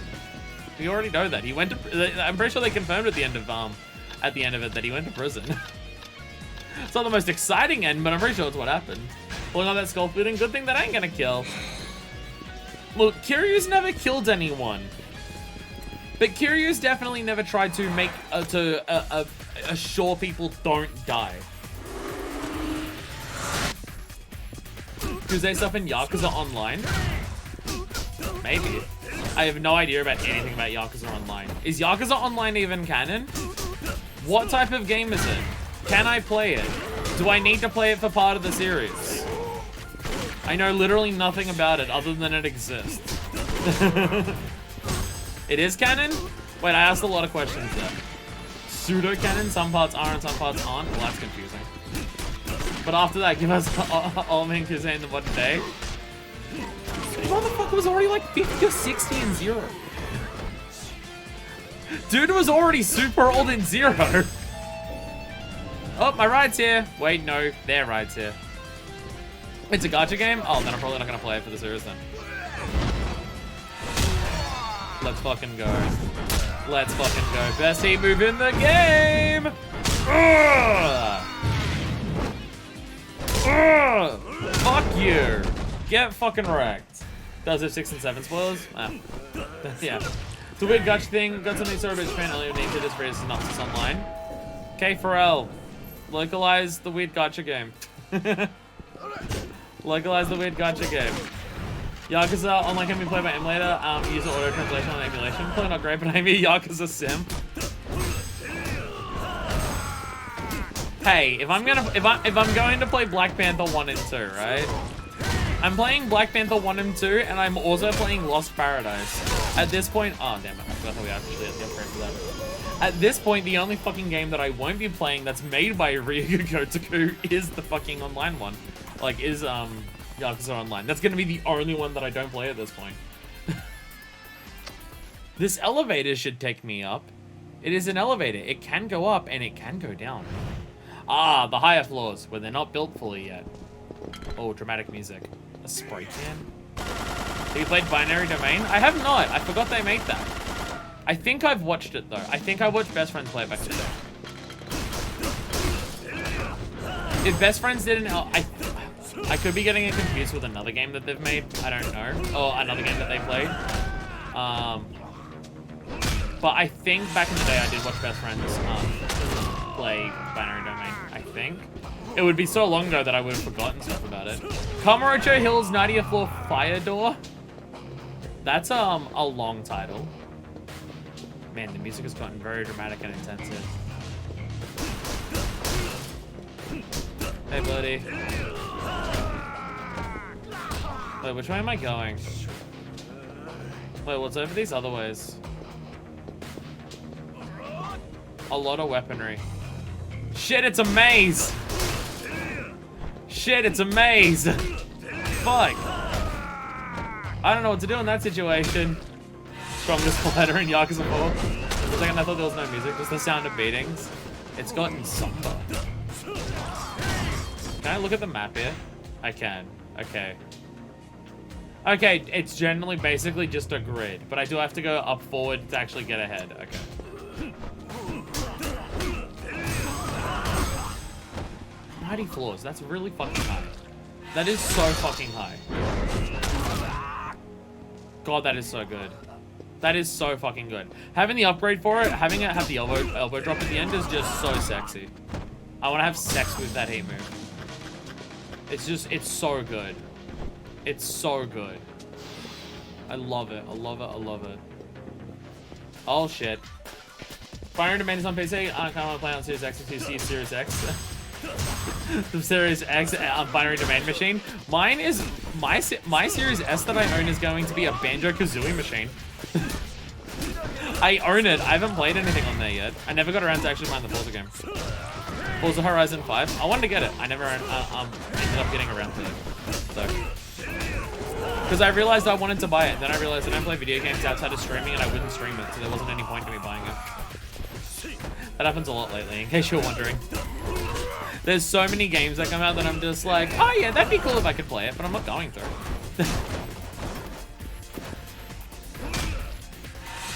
I mean, like, I can turn around and say I play games more on stream now than I play games off stream. But also with how fucking frequently I stream now, I think I might still play games more than a lot of people my age anyways. How tall is Camera Chills to Millennium Tower? It's got to be taller. If we're going by Yakuza 2, it is taller. Because I'm pretty sure Ryuji said to Kiryu, meet me on top of the tallest tower in Kamurocho. And then we went to Kamurocho Hill. So I do think it is taller.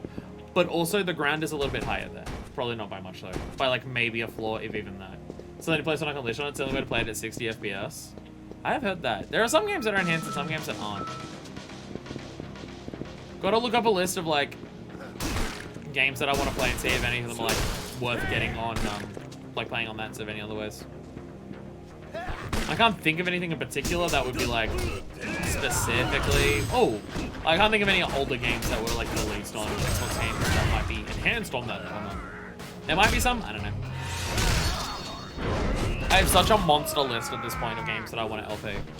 Which once I get through the current batch of games that everyone voted on, of like Fire Emblem, Hollow Knight, 13 Sentinels, and Disco Elysium, I'm just going to like put every game that I want to play into a hat, and every time I finish a game, I'm going to draw out like 5 games from the hat, and I'll just say, hey everyone, choose between these 5. It's the only way I can decide which one to do. I can't decide what games I want to play anymore because I've made the list like fucking 80 games long at this point, and I have choice paralysis when it comes to that much. So I'm going to let y'all lol get fucked. Get fucked. So I'm going to, that was a Deus Ex Human Revolution takedown, break through the wall and immediately kill the guy. Fuck yeah. But yeah, I can't decide what games I want to play anymore, so I'm just going to put it into a hat, let it come out, and then be able to choose whatever. Which it also makes me way more comfortable with chucking any game that I want to consider playing on there. Because then I can just do fucking whatever. Every time you finish a game, 3 more Yakuza games are released and thrown into the hat. Well, Yakuza won't be in the hat, because Yakuza, like, any games that are part of the series that I'm doing will just be, like, in their own order. The idea is I alternate between Yakuza, Metroid, Yakuza, Metroid, Yakuza, Metroid. So the moment I finish one Yakuza game, I move on to a Metroid game. The moment I finish that Metroid game, I move on to the next Yakuza. So that will always be going. And like anything that's like Pseudoverse or Ace Attorney or Metal Gear or Professor Layton, they just alternate one after the other. The idea is I want to do like 3 games at a time. So the 3rd game will always just be, hey, everyone choose out of a random selection.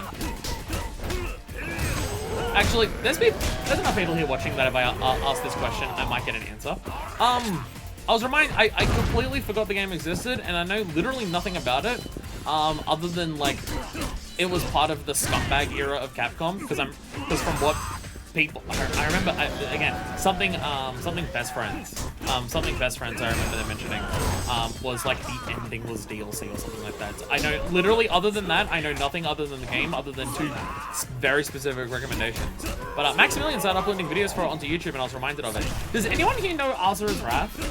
And whether I should play it? Yeah, does anyone know whether I should play it? Because I know 3 things about that game. Okay, I know 2 things about that game. And I don't want to know anything else if people want me to play it, obviously. But I know 2 things about that game. 1, the ending is DLC. I remember Best Friends just being like, because this was like Capcom's shitty era of like Ultimate Marvel, Cross Tekken, and stuff like that, where Capcom was scumbags. So the ending of that game is literally DLC. Like, I think it's like literally like the ending of the game is DLC. You don't like, it's not like, oh, it's stuff that like explains the plot like as a side thing. Apparently it's like literally the ending. Like the last section of game is DLC, which is fucking wow, Capcom. I wonder why you weren't doing 2 Crash Hot back in the early 2010s.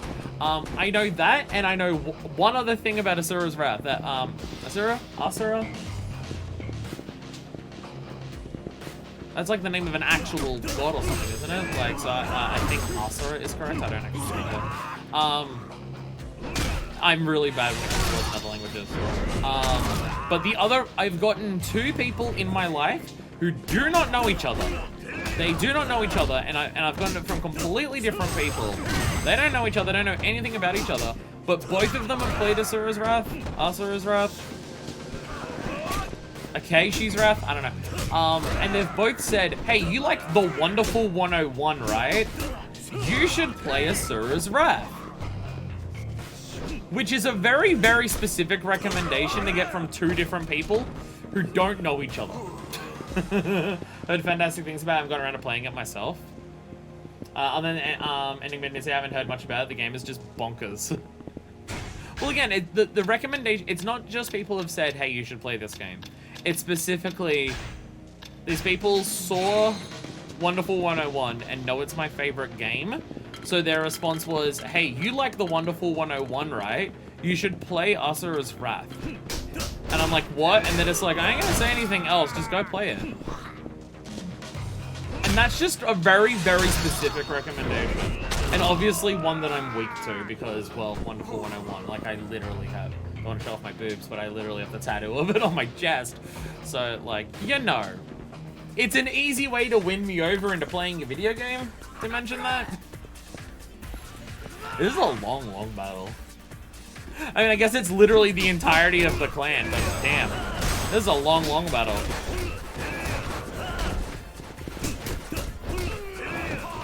I'm not gonna talk about it, but I just play it also works for Ghost Trick. No one recommended me to play Ghost Trick because that's Wonderful 101. No one mentioned that.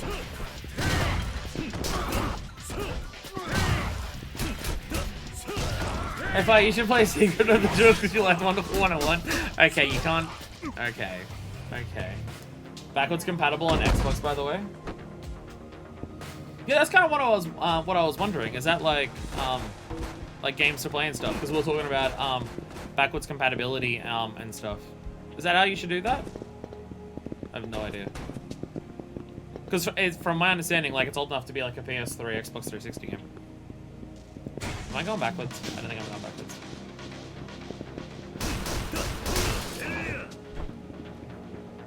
I'm so lost. Oh, Kiri's just gonna jump the elevator shaft. Oh, okay, fair. Okay, fair. Okay. I was lost until I remember that Kiri's kind of a beast, and never mind. Don't worry about it. Oh, wow. Oh, wow. Oh, fuck. Okay, this is cool. I've literally wanted something like this in Yakuza for so long. Oh, this makes me happy. Oh, this makes me so happy. Hard mode, turn off the minimap, let's go. Like, you have no idea how long I've wanted specifically this. You have no idea how long I've wanted specifically. Your vision is fucked with, so like, working out where people are is part of the challenge.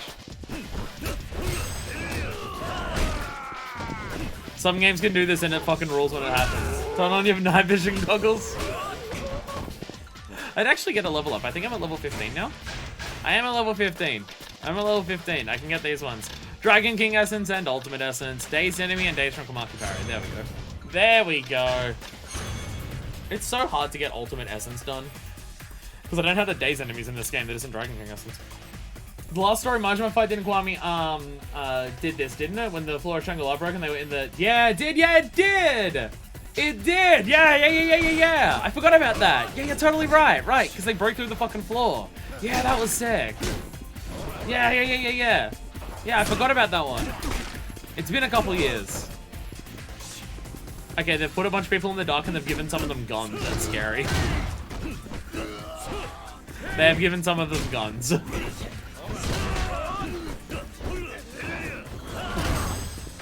I'm just gonna swing my fists. And if you get hit, it's your own fault.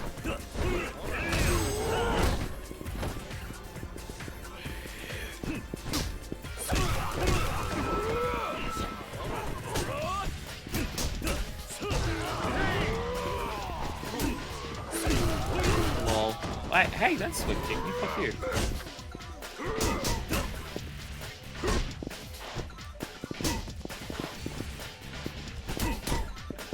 Can hear the music slightly more now that everyone's not punching the shit out of each other. Okay, this is... Okay, I don't remember the timing for this at all. I don't remember the timing for this in any capacity.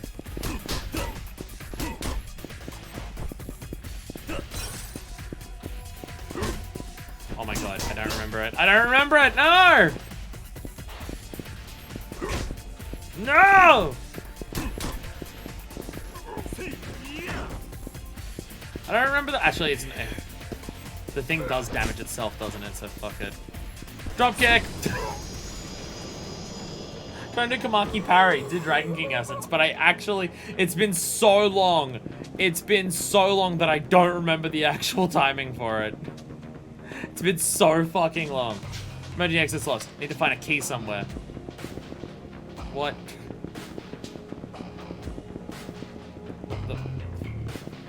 Why are the dead bodies interactable now? Wait, was that a thing? No, that's a circle pick up from. Broken beer bottle.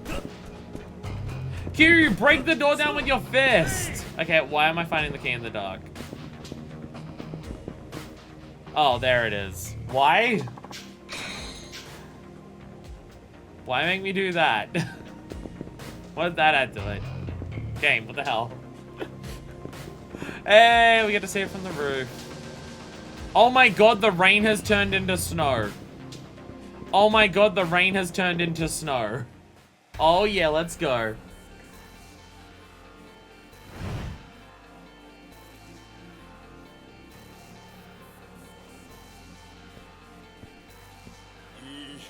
Oh, some random fucking jobber wants to go me? Oh, Shotgun Dude's back. Oh, Shotgun Dude is back. So we have a dude with a shotgun, dude with a knife, dude with a hammer, and dude with kicking the shit out of me. Wait, that's not a hammer. Oh, that's not a knife. Wait, that's a hammer. That's, oh my god. It's all the mini bosses all together. It's all dude with big HPs we fought off on the way up here. I remembered the hammer dude and I remember the gun dude. I don't remember the other ones. Ow. How'd they all get up here? How'd they all get up here?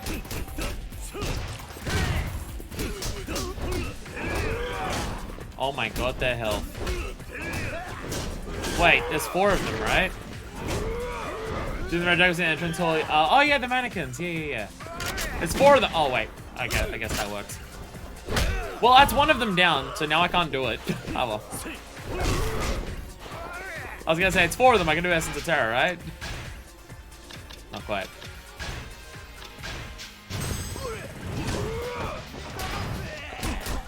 Using items during a long battle is totally fine. The amount of people you have to fight through, I'm pretty sure it's intended. In fact, they literally give you items during it. So it's fine. Oh my god. Oh my god. Oh my god. Oh my god. Oh yeah, because the baton dude, yeah, he was really annoying with his weapon, wasn't he? Oh my god.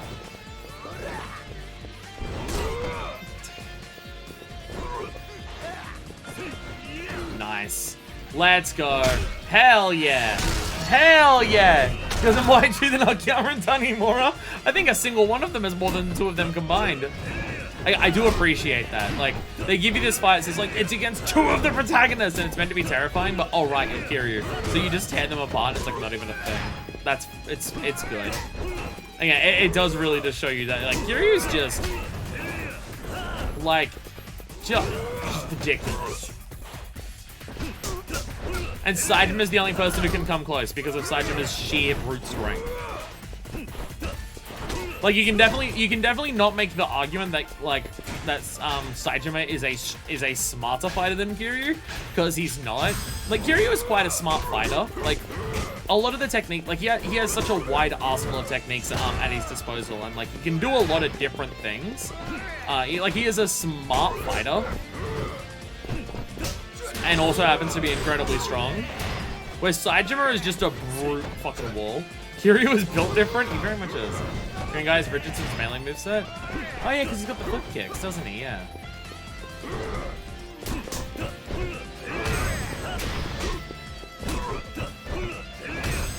Get out of here. God, I wish I remember the timing for Kamaki parry. God, I wish I remember the timing for Kamaki parry. It's so helpful. Lol. Thanks, Traffic Cone. Came with the assist. Came with the assist, Traffic Cone. Thank you. It is so... Why is it so hard to do that? Wait, I can do a hit move here. Lol. Yeah! Yeah! Fuck you!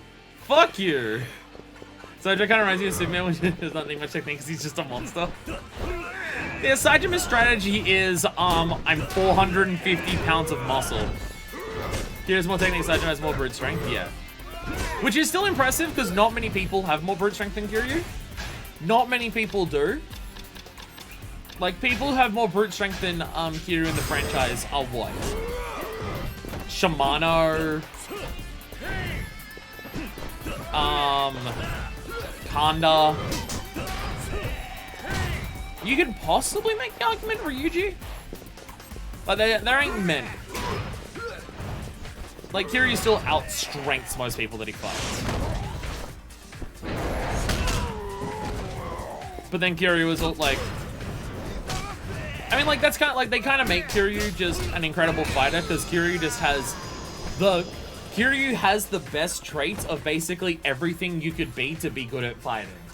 Like, he has technique, he has efficiency, he has raw strength, he has knowledge, he has ability to, like, read people and understand what they're doing and their moves and stuff. And when I punched a wall, I do remember this, yes. Oh my god, you're such a piece of shit. Oh my god, you're such a piece of shit. Fuck this fucking guy!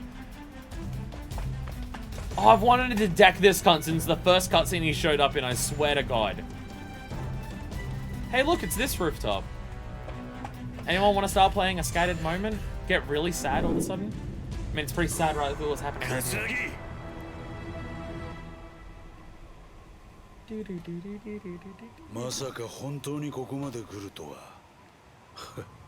cannot be surprised. You cannot be surprised. It's Kiryu. He's not even like bloody or bruised or anything. Kiryu seems fine. Fuck you! Fuck you! He literally said he doesn't care about it on the phone. He literally said he doesn't care about it on the phone. He's just saying this to Kiryu. Oh, fuck you. What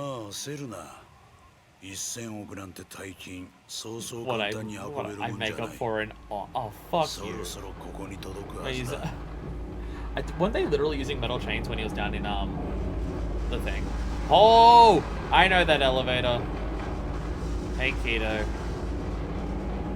Hey, Keto.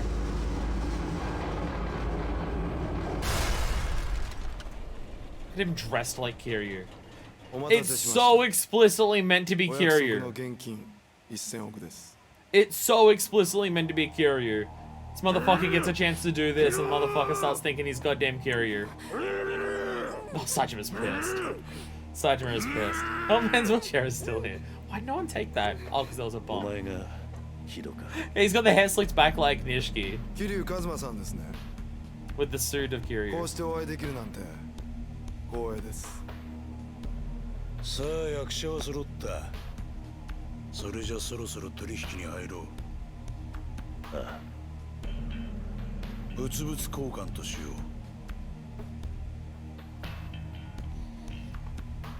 Yeah, that's how you know he should have backstabbed us. Because his hair's motherfucking Nishiki's hair.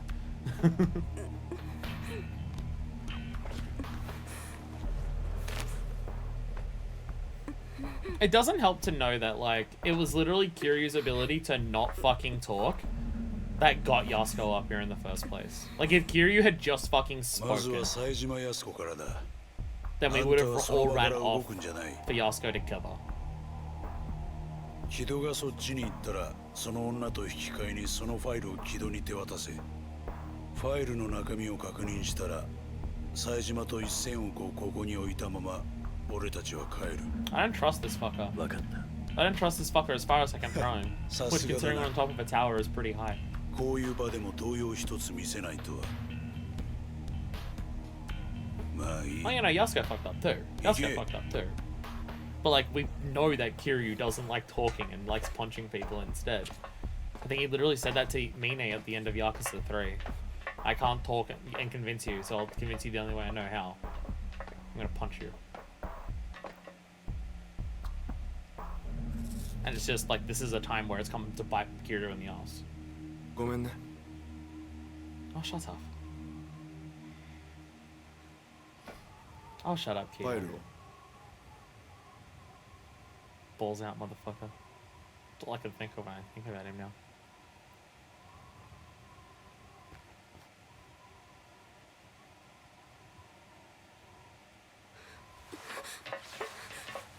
大丈夫か。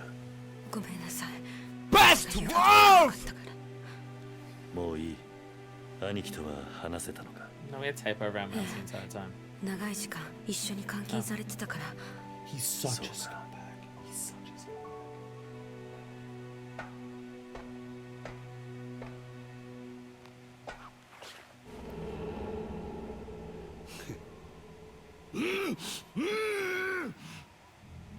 What did I tell you about not being able to trust this slimy fucking scumbag? What did I tell you about not being able to trust him? めでたい奴らだ。まさか本当に生きてここから帰れると思っていたのか。 Why did you think you'd go through with this? You had literally no reason to think that. うせえ。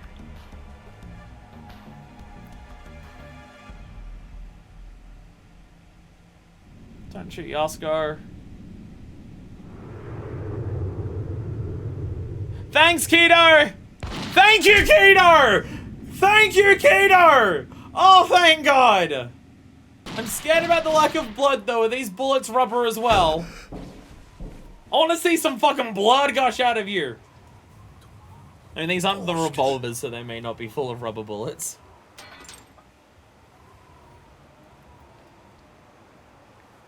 Where's the soup? Thank you, Keto. Thank you, Keto. Is this all, so you just taking it all for yourself now? Are you going the most balls out? Are you going the most balls out that you possibly can? Oh. Oh. Keto was part of a rise plan to backstab Katsuragi. 荒いって人。 Oh. Oh. Oh, of course. Of course. 桂木さん、俺が兄貴のことを裏切るとでも思ったんですか？兄貴、これを。 Well, that's gonna go straight to Munakata now. That does go straight to Munakata now. さすが俺の兄弟分だ。よくやったな、木戸。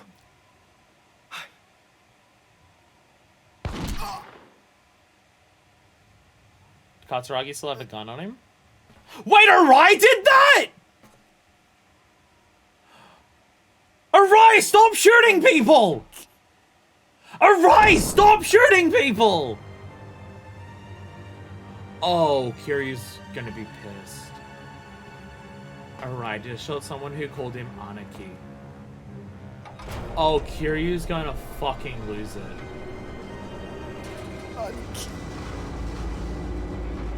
Oh, Kiryu's gonna lose it. Like, think about the last game and someone shooting someone who calls them Anarchy.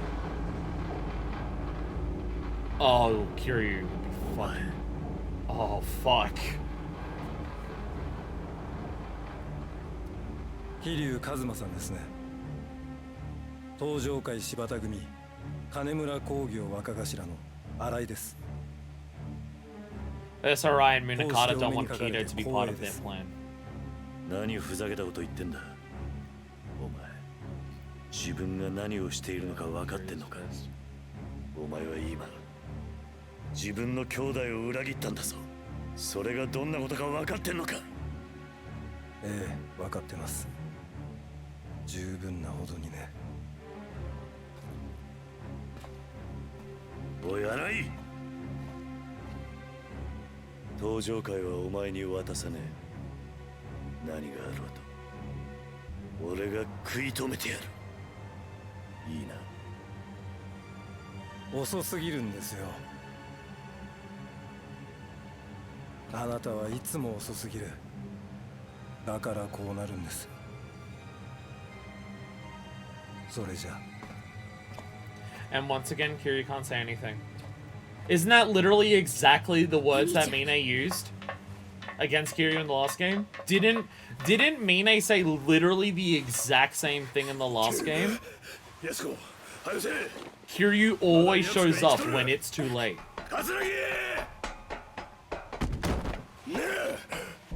And Saitama would be fucking furious. He actually wore the bulletproof vest this time! He actually wore the bulletproof vest this time! And as he said, not same man 25 years ago. Now realize that's what he should do, yeah. I saw no blood this time, motherfucker. 笹井もかわいそうだな。お前みたいな間抜けな子分を持って。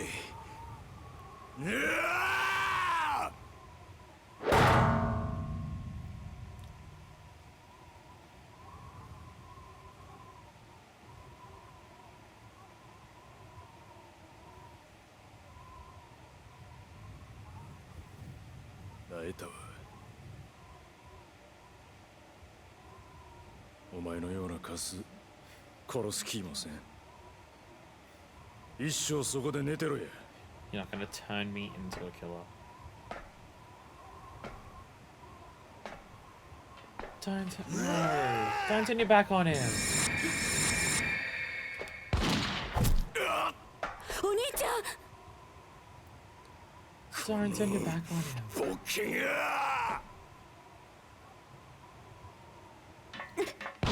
No! No! Fuck! Fuck! 安子。おい。安子。安子。 God damn it!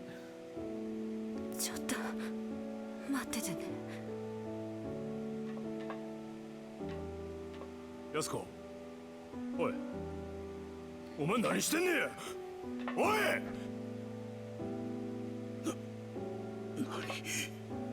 なんだお前は。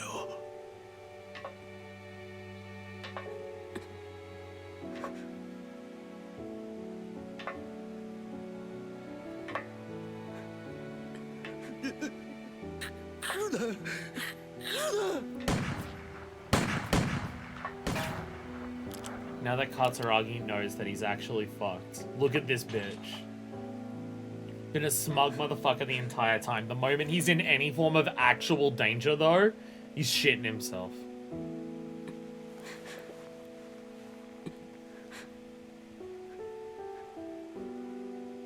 Oh, Tamura's gone.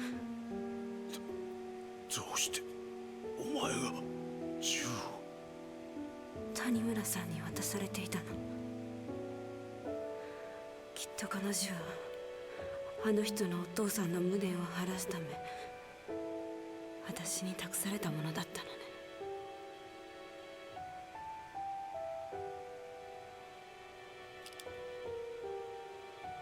おい、何してんねん。来ないで。ありがとうお兄ちゃん。たった一日だったけどお兄ちゃんと話せて嬉しかった。安子。お兄ちゃんは無実よ。でも私私はたくさん人を殺してしまった。だから私にやらせて。やめろ。こんな形でしか恩返しできない私を許して。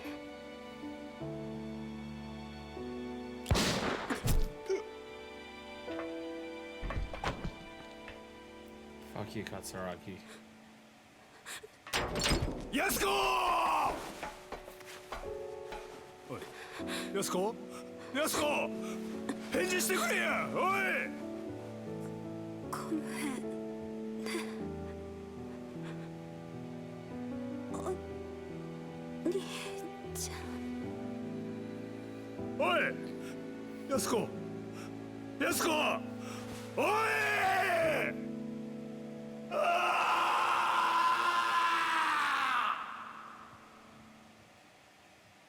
Ah!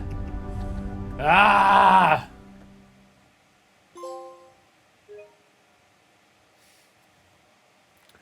Ah! Fuck you! Ah, fucking Christ.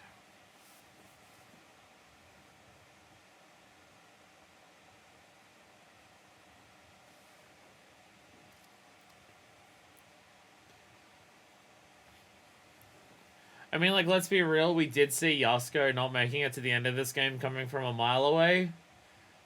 Like, the moment that they revealed she started killing people, I assumed she wouldn't make it to the end of the game, right? It's Yakuza. Fuck.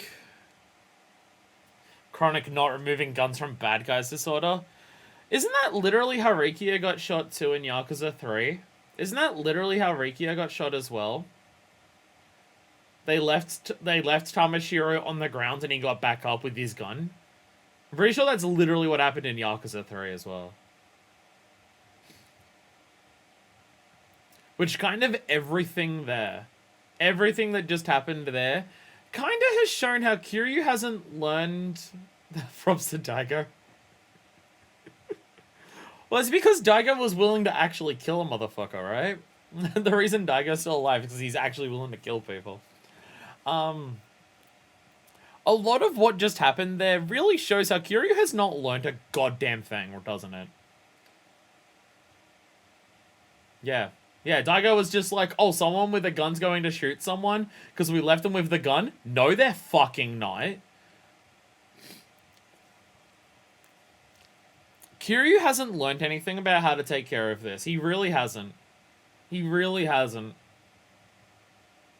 I mean, that was a rise point. Literally a point that the main villain of the last game as well also said to him. Kiryu keeps trying to have one foot in the dojo and one foot out, and it never works. It never works. Hey, you know that thing that I said before? You know that thing that I said before about how a lot of the sub-stories that Kiryu was having? How almost every character mentioned to Kiryu, you didn't say goodbye to me or you didn't let me know you were back in town, right? Almost every single character in a sub-story has said that to Kiryu, right? Like, we've had a lot of characterization in sub-stories in this game for the other characters. Like, you learn about Akiyama, Saejima, and Tanimura's backstories through their sub-stories. And the sub-stories that aren't focused on that are focused on, like, expanding on other aspects of their characters. I was thinking that Kiryu was just having wacky, fun Kamurocho adventures like he normally does. And that wasn't the case. No, they were showing something with Kiryu as well, weren't they?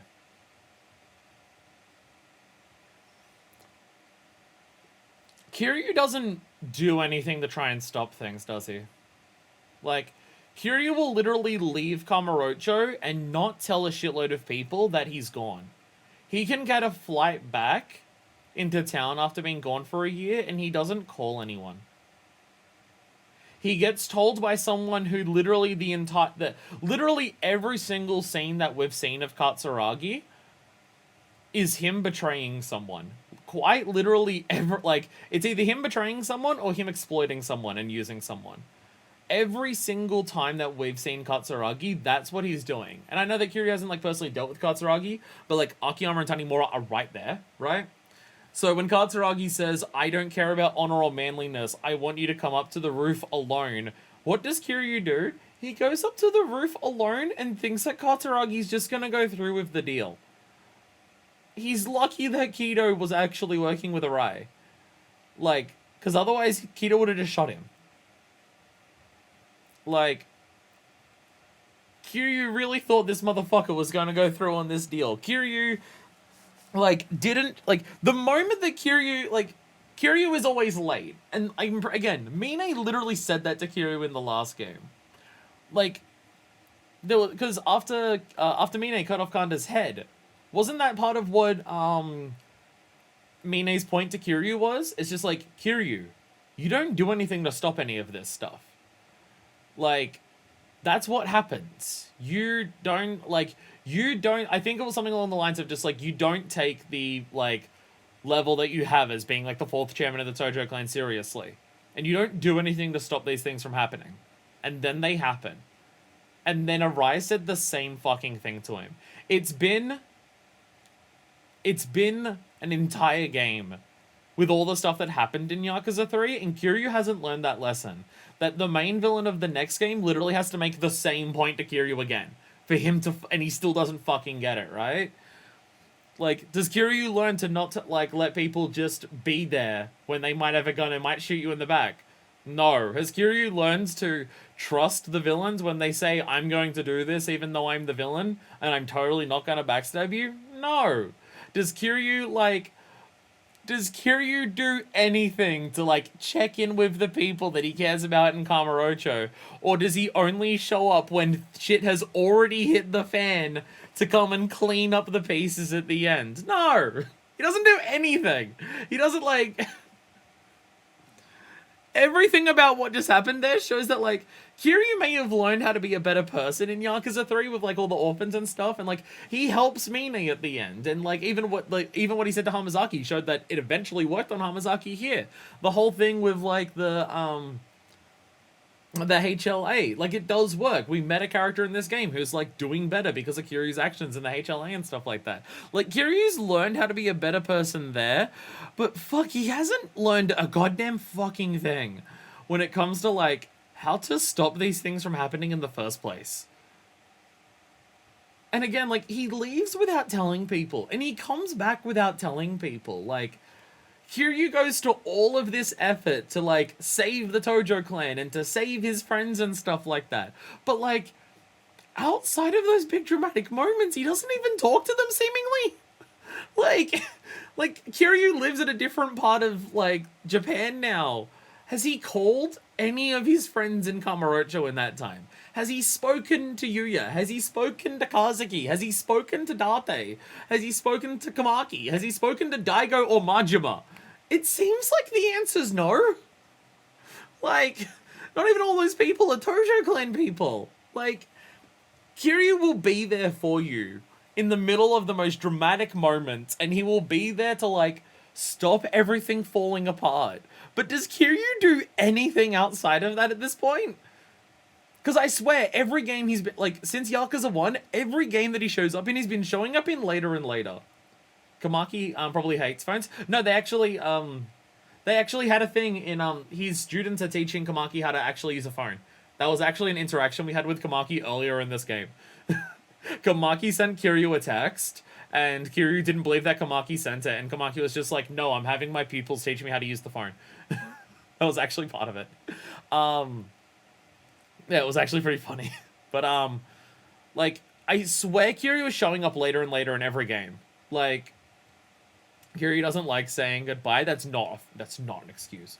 That's not an excuse. Like in Yakuza 2, he shows up. Like, things aren't directly happening to the Tojo other than their chairman being killed, which I guess is a big deal, but it's also a plot by that same chairman. But, like, the chairman gets killed in Yakuza 2, so Kiryu gets back into the action. Like, in Yakuza 3... I mean, especially in Yakuza 3.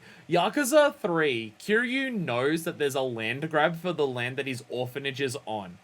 He learns about that speaks with Daigo and Nakahara, and it's just like, hey, you're not going to try and do anything about this, right? And they're just like, if we do, we'll let you know. And then, like, Kiryu does nothing about that until Nakahara and Daigo are shot. And then he immediately comes back to a Kamurocho, where shit has escalated so much that Kashiwagi's being gunned down in the Millennium Tower. And then you've got this game where, like, Saejima literally showed up, and Kiryu was just like, here's some money, be on your way. By main plot, I'm not going with you. And then Hamazaki shows up, and Hamazaki's just like, you gotta help out Saejima. No. Okay, but what about this document? No. Okay, what about Yasuko that we've run into who needs to get back there? Okay, fine, I'll go to Kamurocho. And, like, by the time Kiryu gets to Kamurocho, literally the second that he gets there, Saejima's being kidnapped, Majima is being sold out by Daigo, and it's just like... he doesn't do anything. Like, he comes in and fixes the problems at the end, but, like, it's really, really just trying to make a point of just, like, he doesn't do anything to try and help these people in between the games. Like, it's not like you're missing these adventures between the games. They literally don't exist. Kiryu literally doesn't even call these people. Like, he is meant to be so close with Majima that the idea of Majima betraying Kiryu's trust, Kiryu says would be enough for Kiryu to kill Majima. Has Majima called Kiryu in the year that he's been gone since Yakuza 3? No. Like, he just... That's why his pacing is so quick here. Because by the time that Kiryu gets to Kamurocho, everything's already happening. Like, it's already happening around him. Because he just got... Like, it also makes sense that he's the final character for this exact reason, right? I mean, like, obviously, it's like, he's the final character because he's the one who's going to come in and fix everything. Although he seemingly has fixed literally nothing at this point. But, like, they obviously, he's the final character to show, like, oh, yeah, no, he's on a different level compared to the previous characters you've been playing as. And, like, oh, look, it's the character that you've known from the previous games. You finally get him back. It's been this big celebration. But, like, you also get him at the end because, like, the entire plot is happening and Kiryu doesn't get himself involved until people are being shot. And, like, people are being arrested. And that's, like, I've said this about Kiryu in the previous games, right? Where he just, like, he doesn't accept the power that he has, and he doesn't do anything with it. And everything that Mine said to him was accurate, and we're literally an entire game later. And the main villain is once again saying to Kiryu the exact same thing as last time. Like, it's the same thing. And once again, Kiryu can't say anything. When Arai said to him, you're always late, and stuff like that, and when Arai was saying everything, did Kiryu, like, Kiryu was mad as hell that he shot Kido, which fucking ouch. Like, after Yakuza 3, the idea of Kiryu seeing someone shoot someone who's calling them Anarchy, oh god, trauma for Kiryu. And, like, Kiryu is, like, ready to tear Arai to shreds. And the moment that Arai says, you didn't show up and this happened, and that's on you. Once again, does Kiryu respond? No. No, because he doesn't know what to say to that. Which is, the exact same thing that happened in Yakuza 3! Mine turned around and said to him that it's just like, you don't have a respect for the position you hold. Bad things happen because you don't do anything. Like, despite being who you are, you don't do anything until, like, shit's already hit the fan. And then bad things happen because of it. And once, like, when Mine said that, Kiryu once again couldn't say a fucking word. He couldn't say anything in response because he didn't know how to respond to that. Some people are going to talk for years and be back to normal when they see each other again. I just assume that Kiryu and Majima's relationship. People like Yuya and Kazuki, no, that's just weird. Yeah. Like, Kiryu treats everyone like that. He treats everyone like that. And look at the problems that it causes. Like, Daigo is selling out Majima at this point. Like, hey, Kiryu, you wanna, like... You're the one who kind of told Daigo to take over the clan and stuff. Do you wanna, like, maybe make sure that he's not the kind of person who would turn in Majima? And stuff like that? Like, maybe? I don't know. You kind of, like, found Daigo in Yakuza 2. He would already, like, didn't want anything to do with the clan and stuff like that. Forcefully dragged him back in, got to the end of the game and said, you're now chairman. And then you left immediately to the beginning of the next game. He's getting shot at the start of it. And then at the end, and in this game, he's betraying Majima. Also, finale, Requiem. Hero's excellent taste in chairman, 2 for 2. Daigo seems good in 3, but what the fuck? 殺し損ねただと？君らしくない失態だな。申し訳ありません。さすがの君でも情で手元が狂ったというのか。Well, because he didn't kill Kiryu. まあいい。木戸とかいうチンピラが一人生きていたところで大した問題じゃない。Oh. 上の清和会も桐生一馬が潰してくれた。だが問題は金の方だよ。Oh, he didn't actually kill Kido. I guess it was like in the side of that. Like the side here. こうしてファイルは無事取り戻した。だがどうして君はあの現場から1000億を持ち帰らなかった？ Wait, Arai didn't take off with the money? やろうと思えば持ち帰れたはずだ。Arai didn't leave with 警 the 察の money? 手を使えばすぐに押収できた。 What? Why? だが君はそれをしなかった。 Why? 副総監のご指示にありませんでしたので。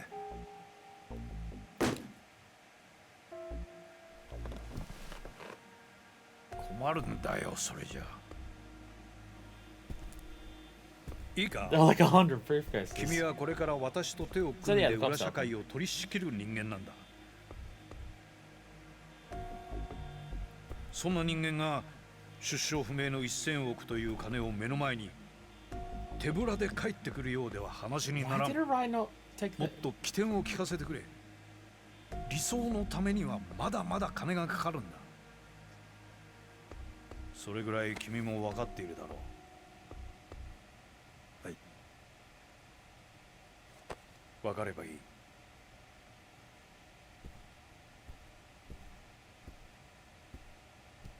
それで今その現金はどこにあるんだ？桐生一馬、それにその協力者のもとにあると。 Do you let them keep the money? そうか。 I guess he went through with the deal. 1000億は君に責任を持って奪ってきてもらうよ。どうやって？取引するんだ。 I've heard about all this money and I want to know. 人間誰しも弱みというものはあるものだ。 Oh, fuck this scumbag. 沖縄に行ってこの子供たちを連れてきなさい。 Oh, fuck Munakata so much.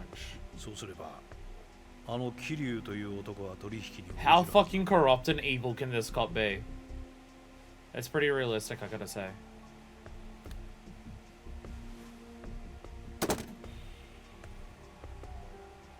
返事がないよ、新井君。まさか私の命令が聞けないわけではあるまい。はい。万が一高速に手間取るようならこの銃を使いなさい。これならば足がつくことはない。いいね。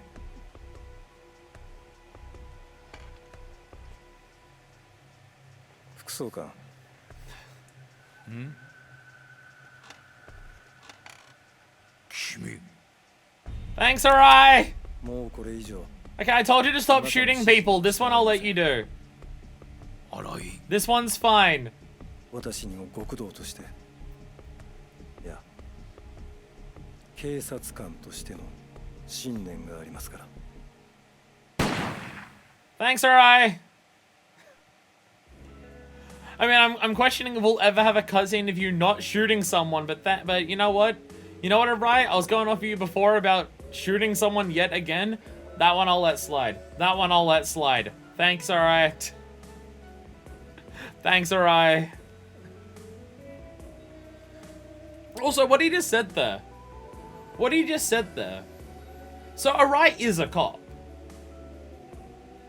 So Arai is a cop. It's not just, oh, Arai is now working for Munakata. Arai is a cop, isn't he? Like, Arai... It's kind of funny, isn't it? We've got a game where there is a Yakuza who sneaks into the police force as an undercover agent, and now we've got Arai, who is seemingly the reverse. He's a cop who snuck into the Yakuza to help take it over. It's almost like Munakata said, and the difference between police forces and organized crime is basically nothing. Nothing bad could happen if shooting deputy commissioner in the middle of the, in his office in the middle of the police station. Guess I'll just walk out while no one investigates the gunshot. Look, maybe everyone else heard it was Munakata and they're glad that their boss is fucking dead as well. Maybe all the other cops are sick of his bullshit as well. They're still corrupt and evil as hell, but fucking fuck Munakata. Thanks, Arai. How many people has Arai shot at this point? I think we're at 4. Because he shot what? Ihara, Shibata, then Kido, although he apparently didn't kill Kido, and then Munakata. Again, are we gonna have cutscenes of Arai where he's not actively shooting someone? Fuck, this bitch rivals Daigo. Arai rivals Daigo of I'm going to be an actual fucking Yakuza. So what's Arai's plan now then?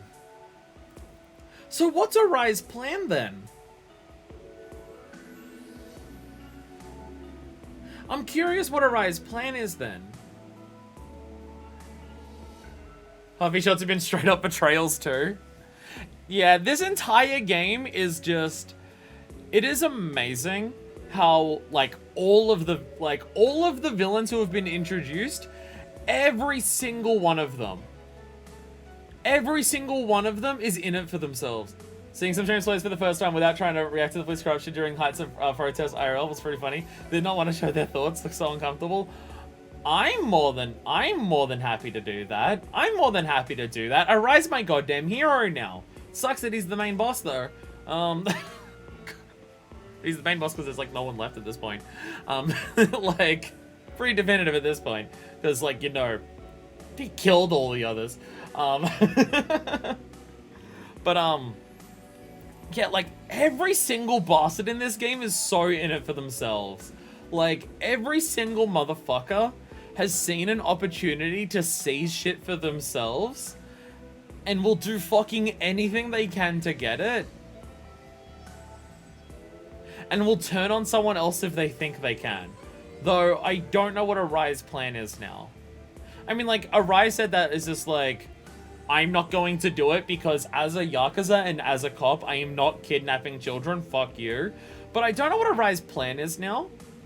Because if Arai wanted to, like, take over the Tojo clan, sticking with Munakata's plan would have been what did it. Because Munakata's plan was to put Arai as captain. So if Arai wanted to take over the Tojo clan, sticking with Munakata's plan would have been the option. Which you could say, yeah, he doesn't want to kidnap kids, so he's going to find a different way of doing it, but then why do you let the money go?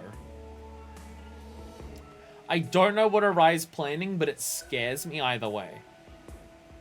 I don't know what he's planning. But this is a dude who keeps shooting people, so I'm scared of it anyway. I feel like he would have betrayed Arai with how this blood has been. Oh yeah, no, exactly. Yeah, no, again, like, everyone who's betrayed everyone has just been like, I see an opportunity for me to get more power. So fuck you, right? Like, Katsuragi, it almost feels like Arai's the only one in this game who is planning. I mean, like, everyone else has plans to seize power, and they're relying on something for them to get it. Like, Munakata was clearly relying just on the fact that he's a cop, right? He's just like, I have the police on my side, I can talk down to the chairman of the Tojo clan, I've got the cops on my side. Like, I'm the deputy commissioner. I can get away with whatever the fuck I want, right? Katsuragi's just like, I'm not going to put myself in danger. I'm just going to exploit everyone else that I can to get it and stuff like that. Shibata was like, I'm going to blackmail Katsuragi to get what I need from him for these 25 years and stuff like that. Kido's just like, oh, there's all this money. Well, I guess I could go balls out and betray Akiyama and then work for Katsuragi. But I can also just, like, work for Arai, because now Arai's working for the cops and stuff like that. That's even better than working for Katsuragi and stuff like that. Like, every single motherfucker is just like, I am going to try and get what I want, no matter who gets in my way. And, like, the only times that someone has, like, tried to be nice or something to someone, they've been killed for it. Like, Kido decides to not backstab Arai, and Kido is shot for it. Sugiyuchi comes clean about, like, his involvement to Tanimura, and he's immediately killed by Munakata, or someone working for Munakata, right? Like, every single person has just been so in it for themselves. Like, we've taken what people do in the previous games. Like, you know how, like, in the previous games, you've got the schemers and the people who are trying to, like, build up everything for it to be under themselves. Every single motherfucker in this game who's been, like, one of the bad guys, every single one of them has tried to do it for themselves. Like, there's no loyalty. There's no trust. There is just power. And that is it. No one else cares about a fucking thing. Like, even in previous games, you would have the goons, or, like, the high-level people who would still be willing to work for the person above them, and that was their plan to get power, which was Kido's plan, for the most part. Like, Kido was just like, I'll work with Arai, I'll work with Katsuragi. And, like, I mean, like, that's been everyone, right? Like, that's been everyone. Everyone sees someone above them and goes, oh, I can work with that person. I can get something. Like, if I work with this person, they're high up and I can get that. Katsuragi's just like, oh, I can, like, betray all these other people. I can use this fucking Saejima dickhead over there. And, like, Shibata's gonna work with me. We'll rise up our own clans and stuff like that. Oh, the cops are on our side now. Oh, now I'll side with the cops and, like, they can bring me up and stuff like that. Kido's just like, oh my god, all of this money. Oh, do I? Akiyama's my friend. Fuck it, I'll do that. Alright, let's go. We're like Uno Saiwa. Let's go. Wait a minute. Arai's working with the cops. I'll go with him and he'll do that. Arai's just like, oh, I'll work with Shibata because Shibata's like above me in the clan. Wait a minute. Katsuragi is like way higher in Uno Saiwa. I'll work with him. Wait a minute. Munakata is like the biggest bitch here. I'll work with him. And like every single motherfucker. You know that one cutscene? You know that fucking cutscene in Yakuza 3? Where they're talking about Hamazaki, and it's the symbolism. You know that scene where there's the symbolism in Yakuza 3 with the florist's fish tank? It's that, but it's an entire game! Arai shoots people, Kiri punches people. They are the same. Like, it's just, every single bastard is just trying to seize power for themselves. That's what all of them are trying to do. And if anyone gets in their way, or if they can turn their back on someone, if they can backstab someone to get something more from someone else, they'll do it in a heartbeat. And that's been every single bastard in this fucking game. Every single one of them is doing that. These motherfuckers. So now after all of that, we've only got Arai left, and I don't know what Arai's plan is. I don't know what his plan is at this point. Because again, going with Munakata would have gotten Arai, like, taking over the Tojo clan. So my only thing is that, like, is Arai trying to take over, like, the Tojo clan? But that's not enough for Arai. He also has to take over the police. Like, is that now what Arai is trying to do? Because, like, where Arai goes from here, I'm not sure. I'm not sure what his plan is from here. Where's Akiyama? Over at his office. Said he needs some time alone. Oh, yeah. Shoot 4 more people, probably. Probably his plan. So, he's getting our eyes. Oh, fuck you. Oh, don't you dare. Don't even insinuate that the final boss is Arrival with the Arase's moveset.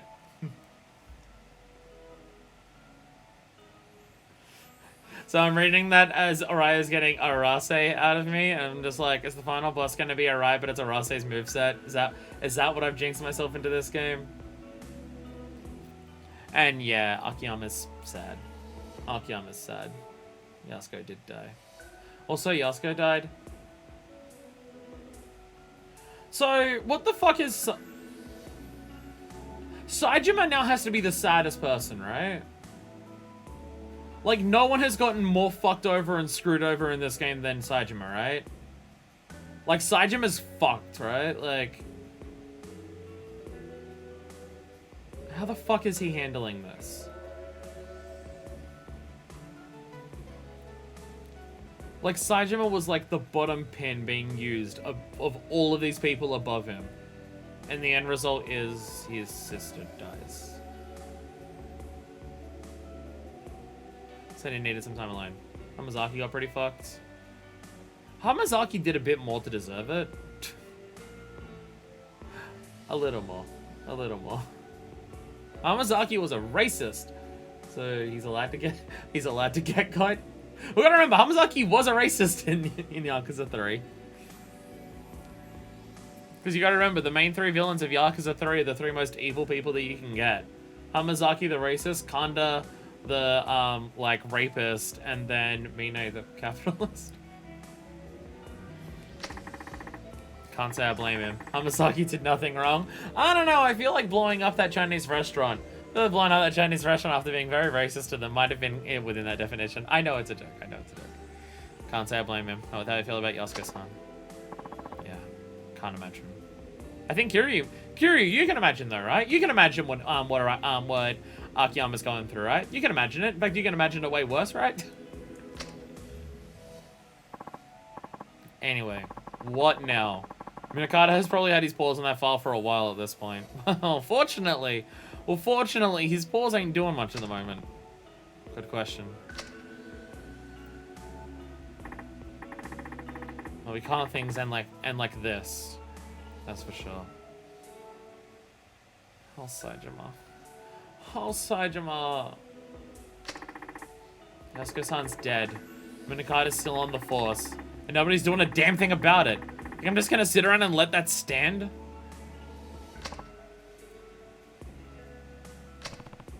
Tanemura.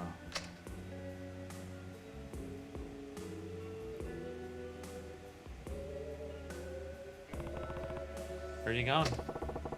Don't gotta tell you that. Saejima. We have proof now that you didn't commit those murders. 25.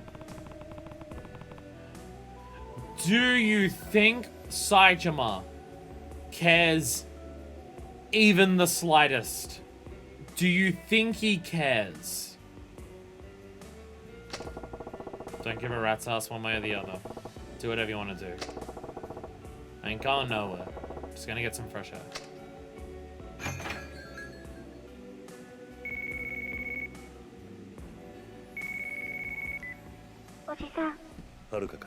Oh, Haruka. She looks like she's been crying. 浜崎さんが。浜崎がどうした？ついさっき亡くなっちゃった。病院で。お医者さんの話だと背中から銃で撃たれたことが原因だって。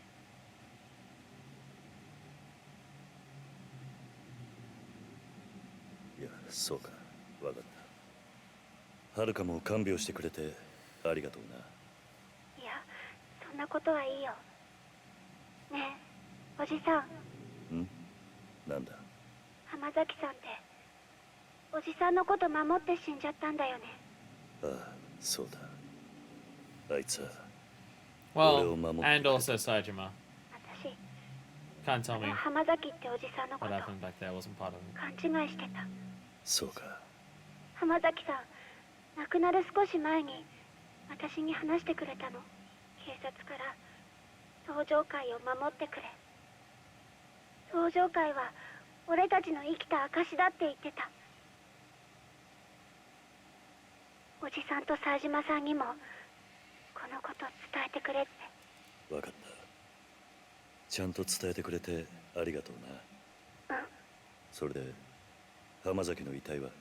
朝顔の方で一旦引き取ることにした。それでよかった。ああ、それでいい。The body's just at the orphanage? Wait, the body's just at the orphanage? 心配しないで。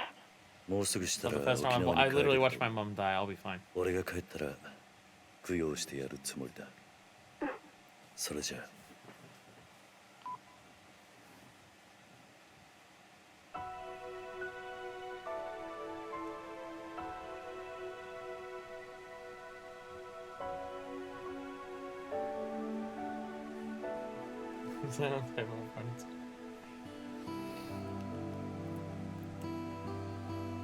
He got his money back, but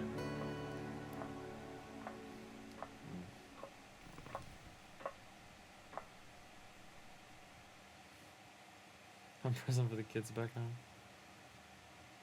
Do we immediately go into the end of the game? There's a lot of cutscenes, by the way. Do we have a before the end of the game happens thing? Or are we about to beat the game?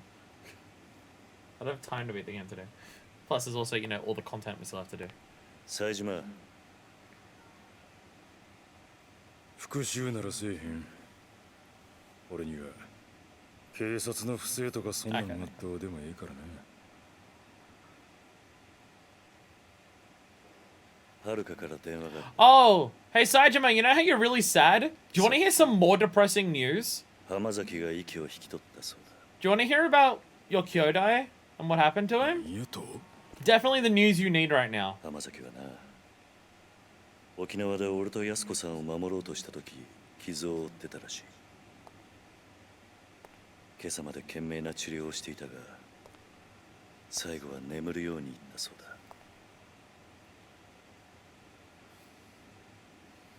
Local お前に British 遥から house 伝言だ who didn't think he'd get it 浜 sadder 崎は死ぬ somehow 間 gets 際こう sadder. 言ったらしい警察から登場会を守ってくれと登場会は俺たちの生きた証だとな Oh, yeah, Marshall was also in prison. 兄弟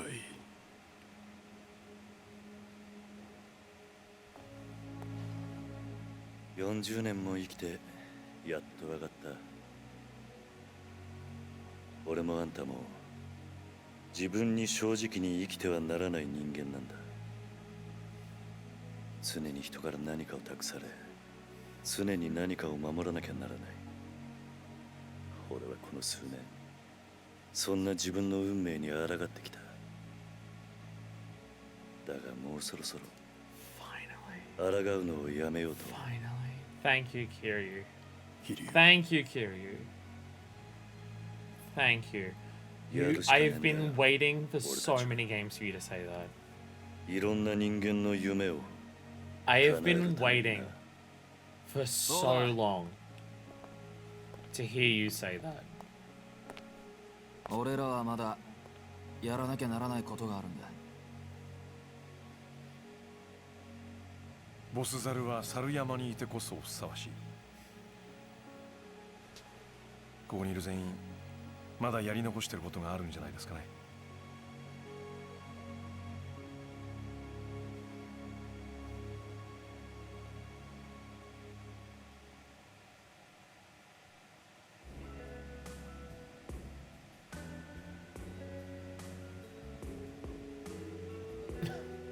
So what do we do? I've got an idea. Let's use my 100 bill.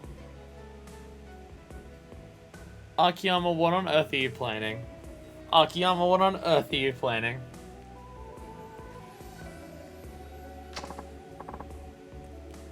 How exactly? It's simple. We haul it up to the roof of the Millennium Tower, then kick back and wait. Yeah, that is simple. What? That is simple. What do you... What? Buying us like Yakuza content house. Money? What?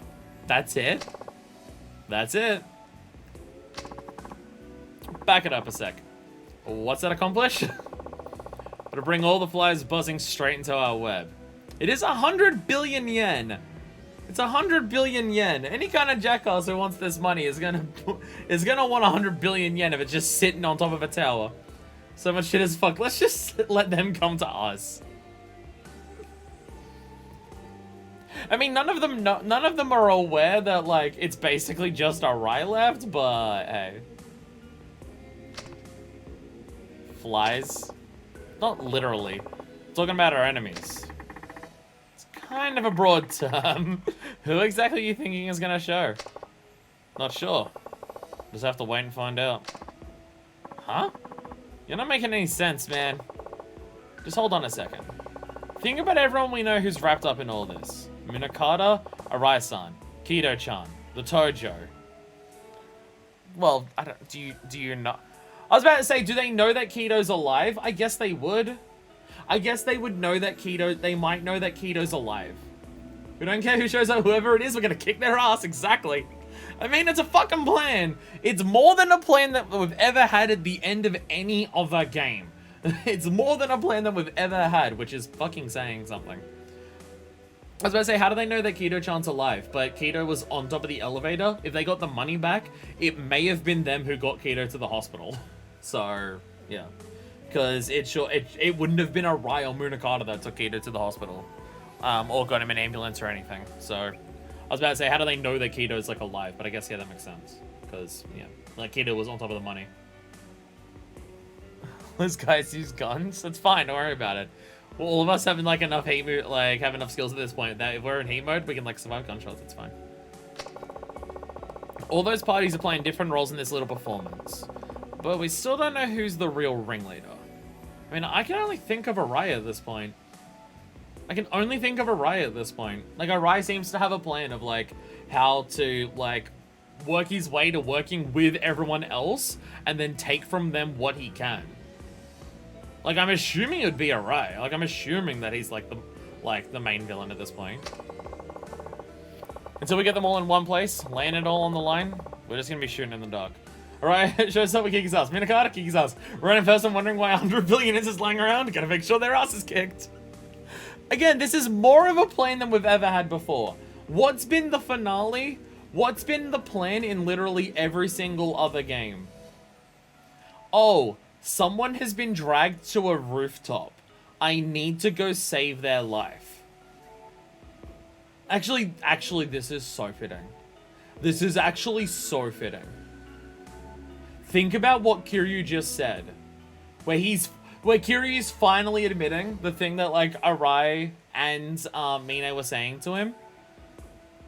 Like, they were saying that, like, he doesn't do anything, right? He doesn't actually do anything to stop this stuff. He shows up and cleans up afterwards. And people die as a result. And what has been Kiryu's response at the end of every game? What's it been? Oh, Yumi's at the top of Millennium Tower. Like, with Nishiki. Let's go save her. Yakuza 2. Oh, the chairman of the Omi Alliance has been taken up to the top of Kamurocho Kills by Ryuji. Better go save him. Yakuza 3. Oh, Mine's taken Daigo up to the roof of the hospital. Better go save him. Like, the end of every single game? I mean, even 0. Oh, Makoto's on a boat and Shibusawa's there. Better go save her. That's been the end of every Yakuza game up until this point. So it's really fitting, actually.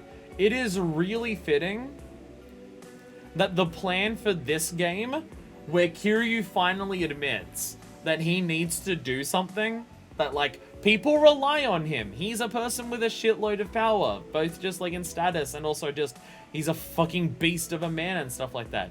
People rely on him. He needs to be there to help other people and stuff like that. It is really fitting. Majima's ending is just fuck everyone in this general direction. Well, Majima's is also taking action at the end of Yakuza 0, but also you don't play as Majima in any other game, so it still works. Like, Kiryu has never taken action to end any of the Yakuza games. He's always responded to something that someone's doing. So it's really fitting to have a game where Kiryu now finally turns around and says that what he's been doing hasn't been enough.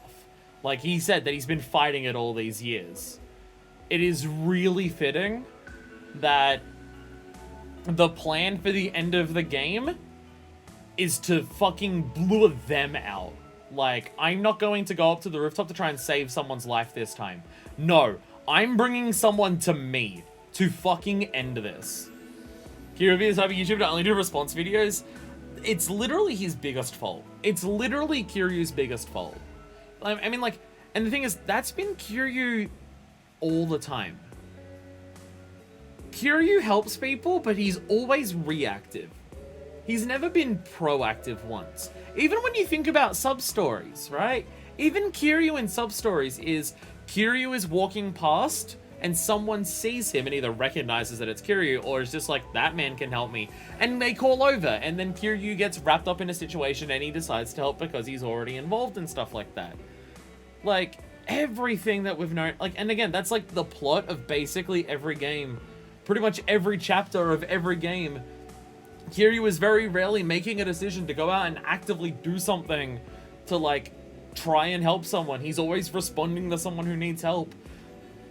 So it's really fitting that the end of this game is like the squad doing something to provoke the ending.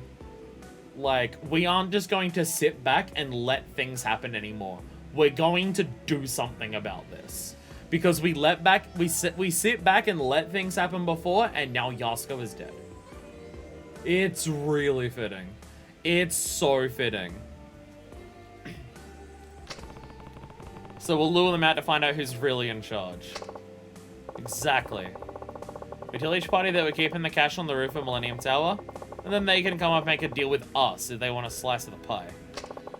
We play our cards right, they all slam headfirst into each other.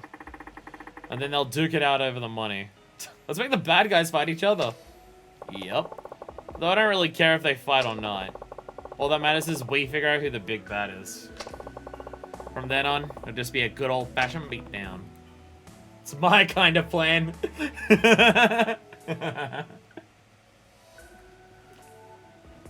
Kiryu, here's a plan. Wait, doing a bunch of stuff first? I don't know. And then at the end, we beat the shit out of them. There. Now you're talking my language. That's the what and where settled then. What about the when?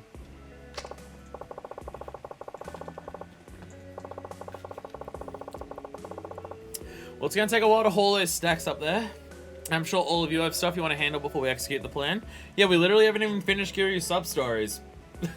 It's, you know how, I was about to say that, like, we're going to have a finale that goes on forever. We had, like, 6 hours of stuff to do in the finale in Yakuza 3. I guess that's just how some of these games are going to be. Some of these games are just going to be, the finale chapter is doing a whole lot of shit beforehand. We're going to do 4 hostesses in the finale. The pacing of this game was really good for its content and main story, like side content and main story merging together until we hit Kiryu. It would have been fine. It would have been fine if we could have walked in the front of Millennium Tower. If we were able to walk in the front of Millennium Tower without, like, the story continuing, the pacing of, like, side content would have been fine. But we couldn't, so now it's gonna be weird. I'd say in most of these games, even the finale is not just the last whole chapter and not just the ending. I mean, Yakuza's, I feel like Yakuza 0 and 1 and 2 were all just that. I feel like so far it's only been 3 and 4, but maybe going forward it's different. Gonna be Kamurochi Hills fight and Millennium Tower fight. Yeah, of course it's gonna end at the, of course we're gonna go to Millennium Tower. Wait, are we actually gonna have a final boss on top of the Millennium Tower?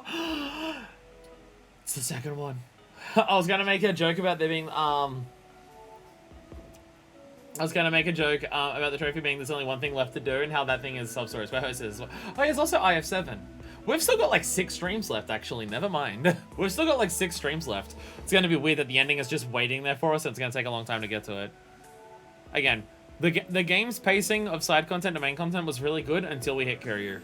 I'm fine with the pacing of Kiryu's story chapters, but not being able to go in front of the Millennium Tower really fucked us over in main content. Like in doing side content. Sure, you all have stuff you want to handle before we execute the plan. How about we go our separate ways for a while, grab some food, hit up a few convenience stores, get some staminans, then meet back here when we're ready. Works for me. Sounds like a plan. Saejima? You good with that, Saejima-san? Yeah, I'm in. Nice. よし。じゃあ、それまでは各自自由時間ってことで。え？こういうのやめません。Fucking dog! 古臭いし。いいからいいから。こういうの大事なんだって。さあ、手出して。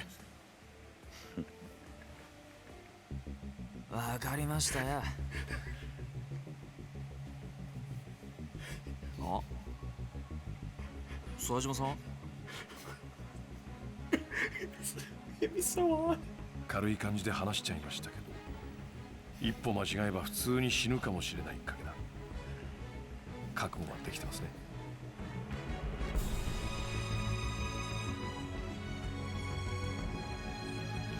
Yeah.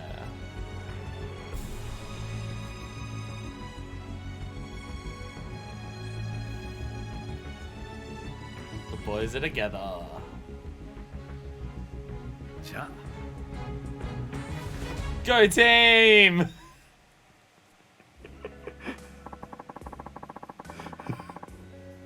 It got me so hard. Just the way Akiyama just put out his hand. You fucking dork. You fucking dork. Oh my god. Oh my god. They're all dorks. I swear to god. It's the cool thing about Yakuza. It's the cool thing about Yakuza. No matter how manly they are, no matter how cool they are, no matter like how heroic or suave or anything they are, all of them at their heart are such fucking dorks. That's how you make your characters truly cool, by the way. If you want to make your characters truly cool, by the way, that's what you have to do. So many people try to just be like, the character's just got to be always cool, always perfect, and always just like the perfect like line in every situation, everything like that. The thing that turns a cool character like that from, yeah, they're alright, to they are the best ever, they've got to be a little bit of a loser. If you want a perfect example of that as well, it's Dante. Opposite, and they're all dogs, so they are cool. Exactly. Exactly. The coolest characters aren't the characters who are always permanently cool. Leon. Leon is also a perfect example. I mean, honestly, you could even say the same with Chris. You could even say the same with Chris. Like, the coolest characters are not always perfect at being cool. They've always got to be a little bit of a loser, and a little bit of a dork, and a little bit of a dumbass. It just doesn't work if they're not. It doesn't work if they're not. Well, Akiyama, your boys are going to take an ages to get all that money up there. They're taking like several weeks. Hey, Dade didn't put his hand in. Dade's not going up the fight. He's a bartender now. On the count of 4, Yakuza 4! Leon RE4 dialogue makes him so dumb. That's what's so good. That's what's so good. That's what's so good. Well, it's like in Yakuza, in Devil May Cry 3, right? Like, you see Dante do the coolest shit in Devil May Cry 3. Like, he's doing all these cool poses and everything like that, and he's doing that. But he's also the same type of dumbass who, like, sneezes and knocks over his entire building, or, like, tries to hit on a girl, and the girl shoots him in the face for it. Or, like, when he gets a guitar, he's immediately just... Wacky woohoo pizza man, exactly. Oh my god, that was so good. I don't know if anyone else found that as funny as I did, but it just hit me so hard. Like, just the way that he did it. Like, it's not like he didn't even, like, overconfidently just place his hand down dramatically. Like, it's not like he just, like, it's not like he said something badass and then put his hand out or anything like that. He kind of just, like, said his thing about we're all ready, and then just kind of looked around, and then just slowly, awkwardly put his hand out, like hardly out away from his body. He just went... Like, just the way that he did it. The way that he did it. No, the innocent imagine Saijima put out his hand. Saijima's too sad. Oh, Saijima. Oh, Saijima. Oh, God. Let me know when you guys are ready to go up to the Millennium Tower. We'll head out once all 4 of you are good. Oh, and I brought some blankets so you can rest. Can't take down a massive criminal conspiracy without a little beauty sleep, right? You can switch between day and night by resting. Ah.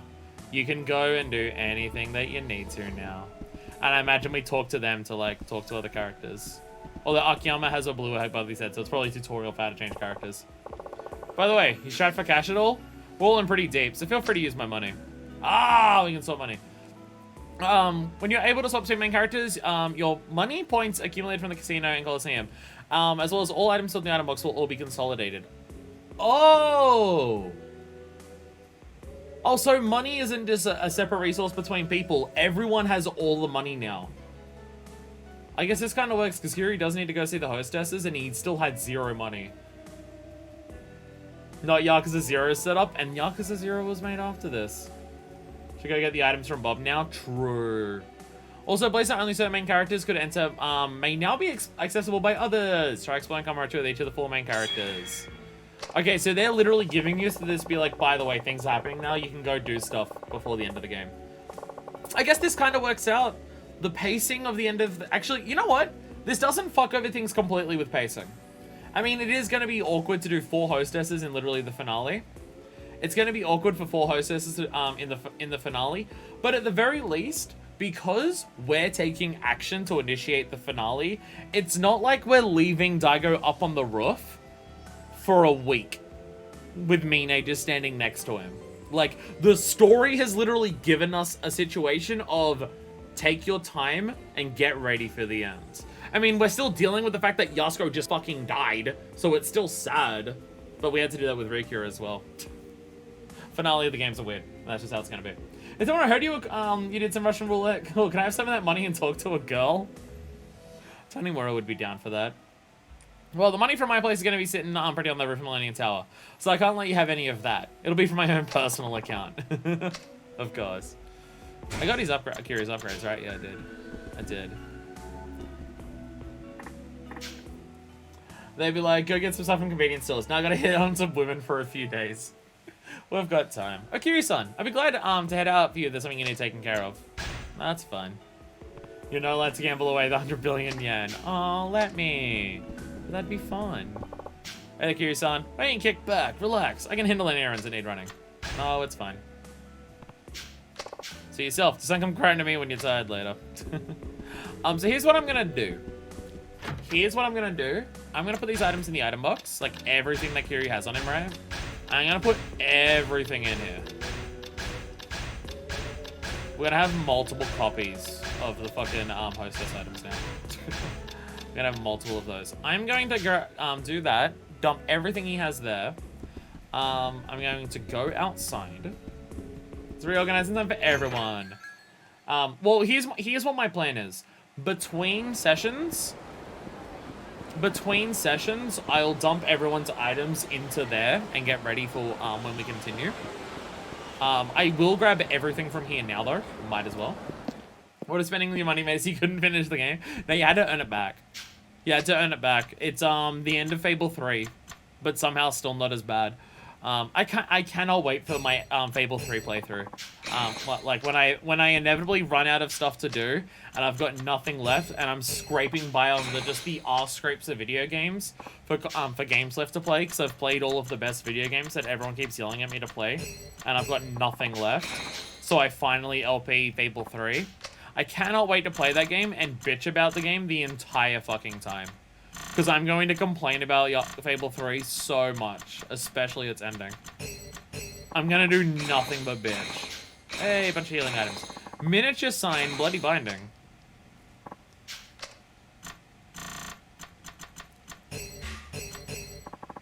Staminans, Taurnas, Toughness Emperor, pair of Demon Gauntlets, Tourmaline Bracelet.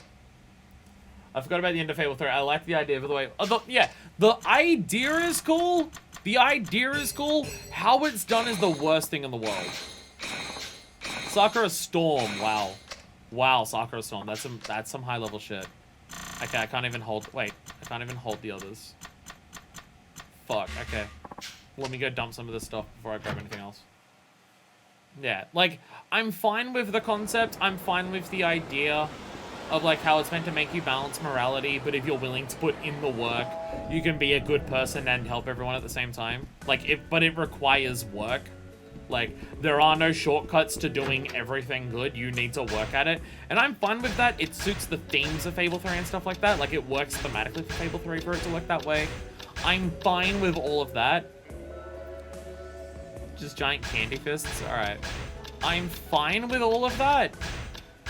The way that it's done with, like, the time advancing system is garbage, and how limited you are and when you can't, like, when you can and can't do stuff.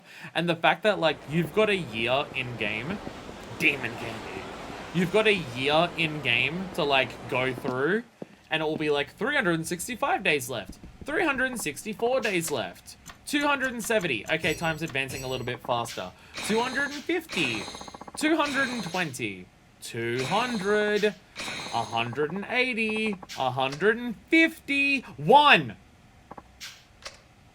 Fuck you! Fuck you! That's the part that pissed me off. Because, like, in the, like, my ending of Fable 3, spoilers for a game that sucks and no one cares about. I'm gonna spoil the ending of Fable 3 here. I don't care. game sucks and it's bad. Like leading up to the ending, it's just a worse Fable 2. And then the ending is just the fucking worst. But like the idea of the ending of Fable 3 is basically like you've got a year and a threat is going to hit this the country that like you're a ruler of. You become the king. In a year, a problem is going to happen. To get ready to fight off that, you need money.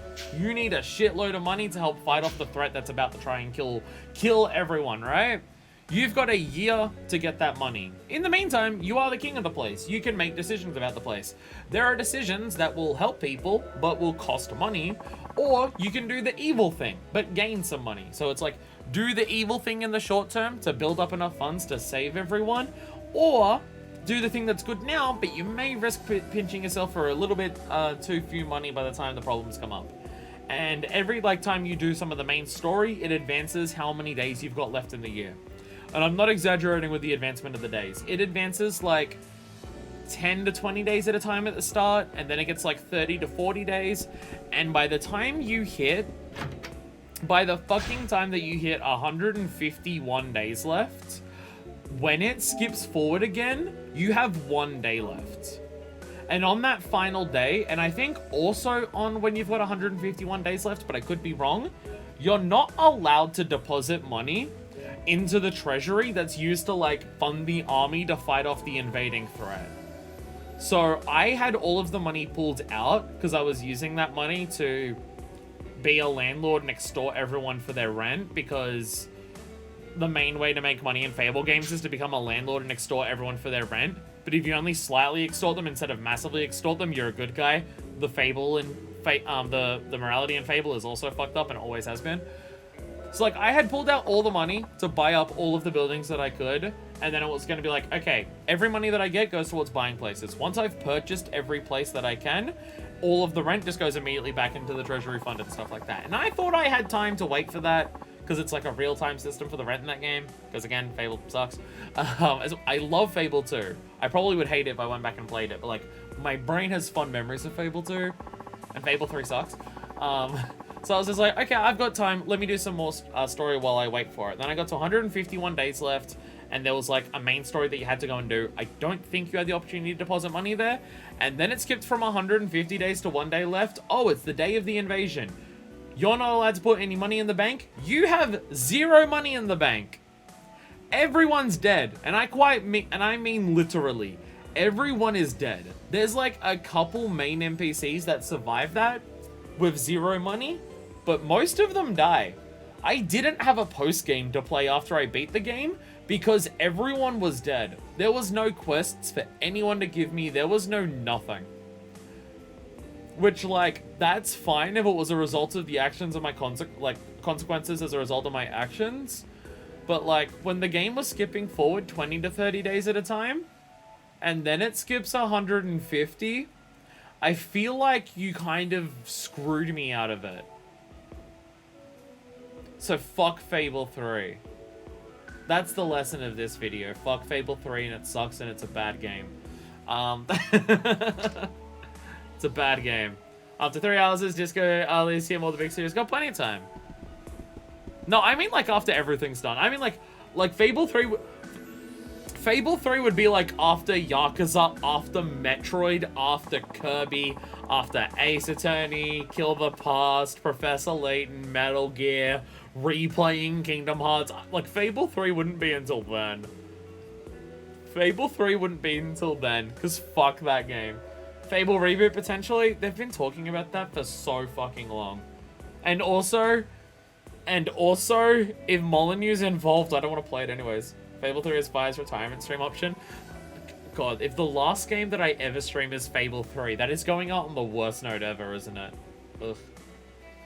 I mean, if I got to the point where I knew that, like, I was going to stop streaming, which I don't know if I'll ever hit that point. I would only ever hit that point, like, I can't imagine my life going in a way where I'd have to stop, unless, like, you know, something tragic happens.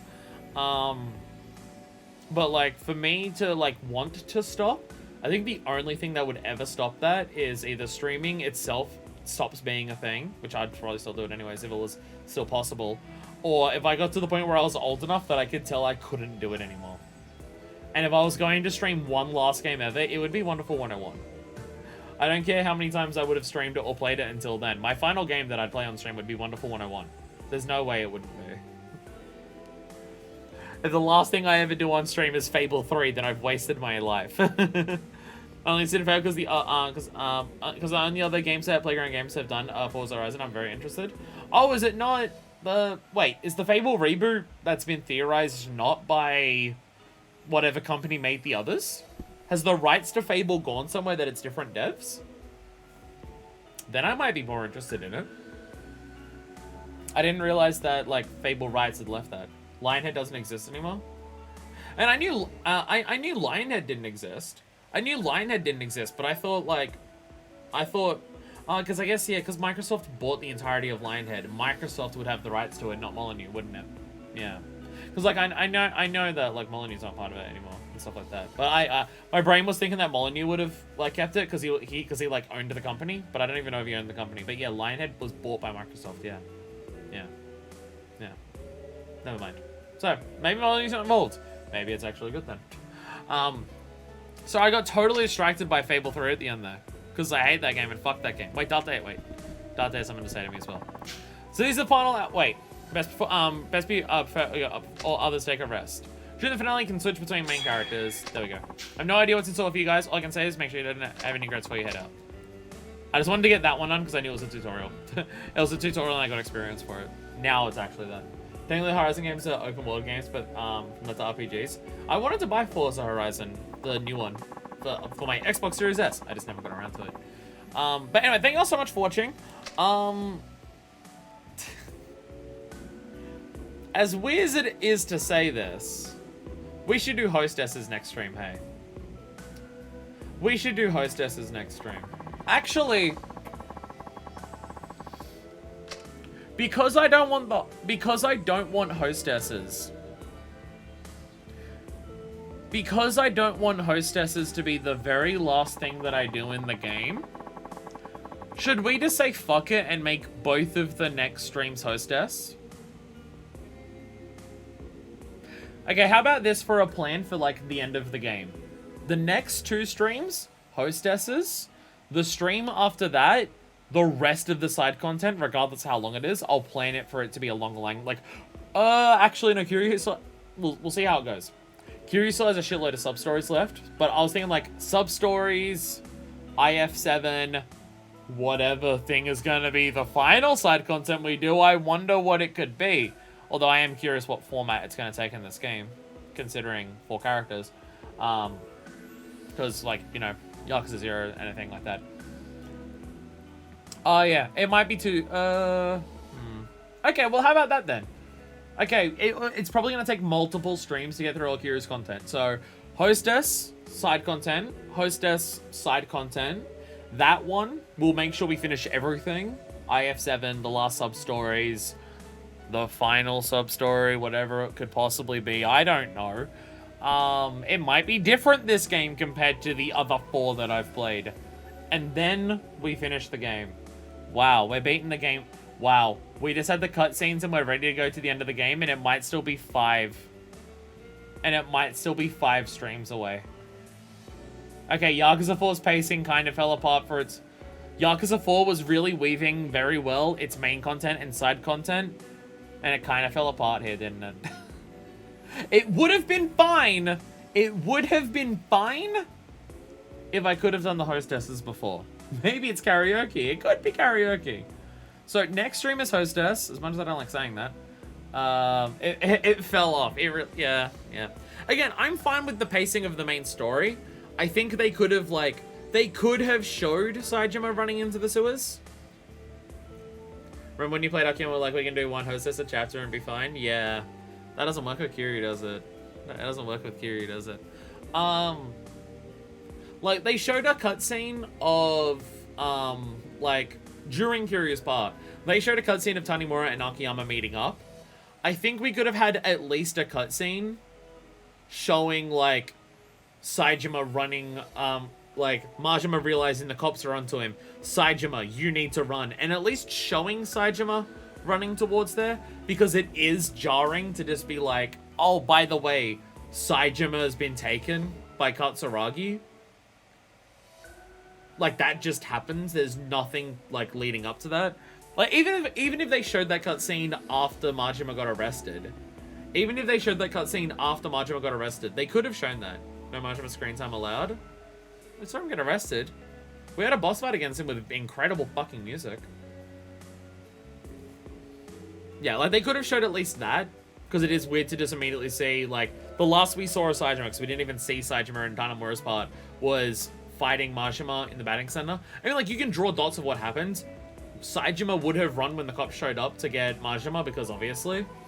And someplace he would have known to go would have been to the florist, because where else? But then Katsuragi...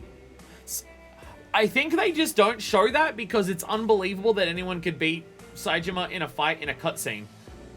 To then have Saejima have his arms tied behind his back. I think they just cut that because any cutscene they'd show of Saejima losing there would be unbelievable. Because we know what Saijima's like. That's a plot. Straight up a plot hole. Straight up a plot hole. Probably talked about thoughts on Kiryu and Karu being added to Siege. I actually haven't. My main thing is I don't like Siege. I don't like the Rainbow Six games. I don't like the Rainbow Six games, and I don't like what they represent. I have no personal thoughts, positive or negative, about them being added and stuff. I think it's telling that Nagoshi left, that like Kiryu didn't get added into a game as a skin with guns until after Nagoshi left Sega. I think that's telling. I think it's telling that that's like that stuff didn't happen until after Nagoshi left Sega. But like, it's Siege. I don't really care. Like, I don't like, I just don't like Siege. And I don't like Rainbow Six because like their views and like the Tom Clancy writer and stuff, which, even though he's dead, aren't great. So hey, but the last sub-story, we need you to wear these handcuffs real quick. Kiryu with gun, Dead Souls version is in Project Exxon and Binary Domain. I mean, yeah, but they're like Sega properties that do that. As opposed to like loaning out the license for it to other people. Like, Nagoshi didn't let Kiryu be in fighting games because I don't want Kiryu to hit women. Like, Nagoshi has said that before, I'm pretty sure. And now that Nagoshi no longer works at Sega, Kiryu is in a game with gun. Fake Kiryu versus Fat Kiryu versus Gun Kiryu.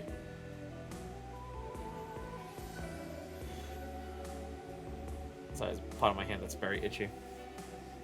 I don't think I have anything else left to wrap up with. We're gonna have a lot of streams before we beat the game. The pacing fell off a little bit with side content here, but it took a while. But anyway, next time, hostesses. I mean, Yasuko just died, and the plot's about to finish. But fortunately, it's not like dramatic high stakes where we're delaying holding off rescuing someone. At least the story is in a situation where we're the ones doing something and we're waiting for us to be ready.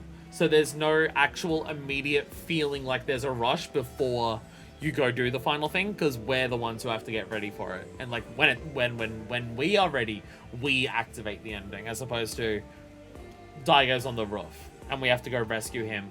Let me go solve a murder from 5 years at Cafe Alps first. That's all Kiryu got a lot of crossovers. There was one Tatsu no Tatsu, and that's on Sega. Oh, there you go. Still. It's still, anyway. And I am out of here. Thank you all so much for watching. And until then, this is version 2. Signing out.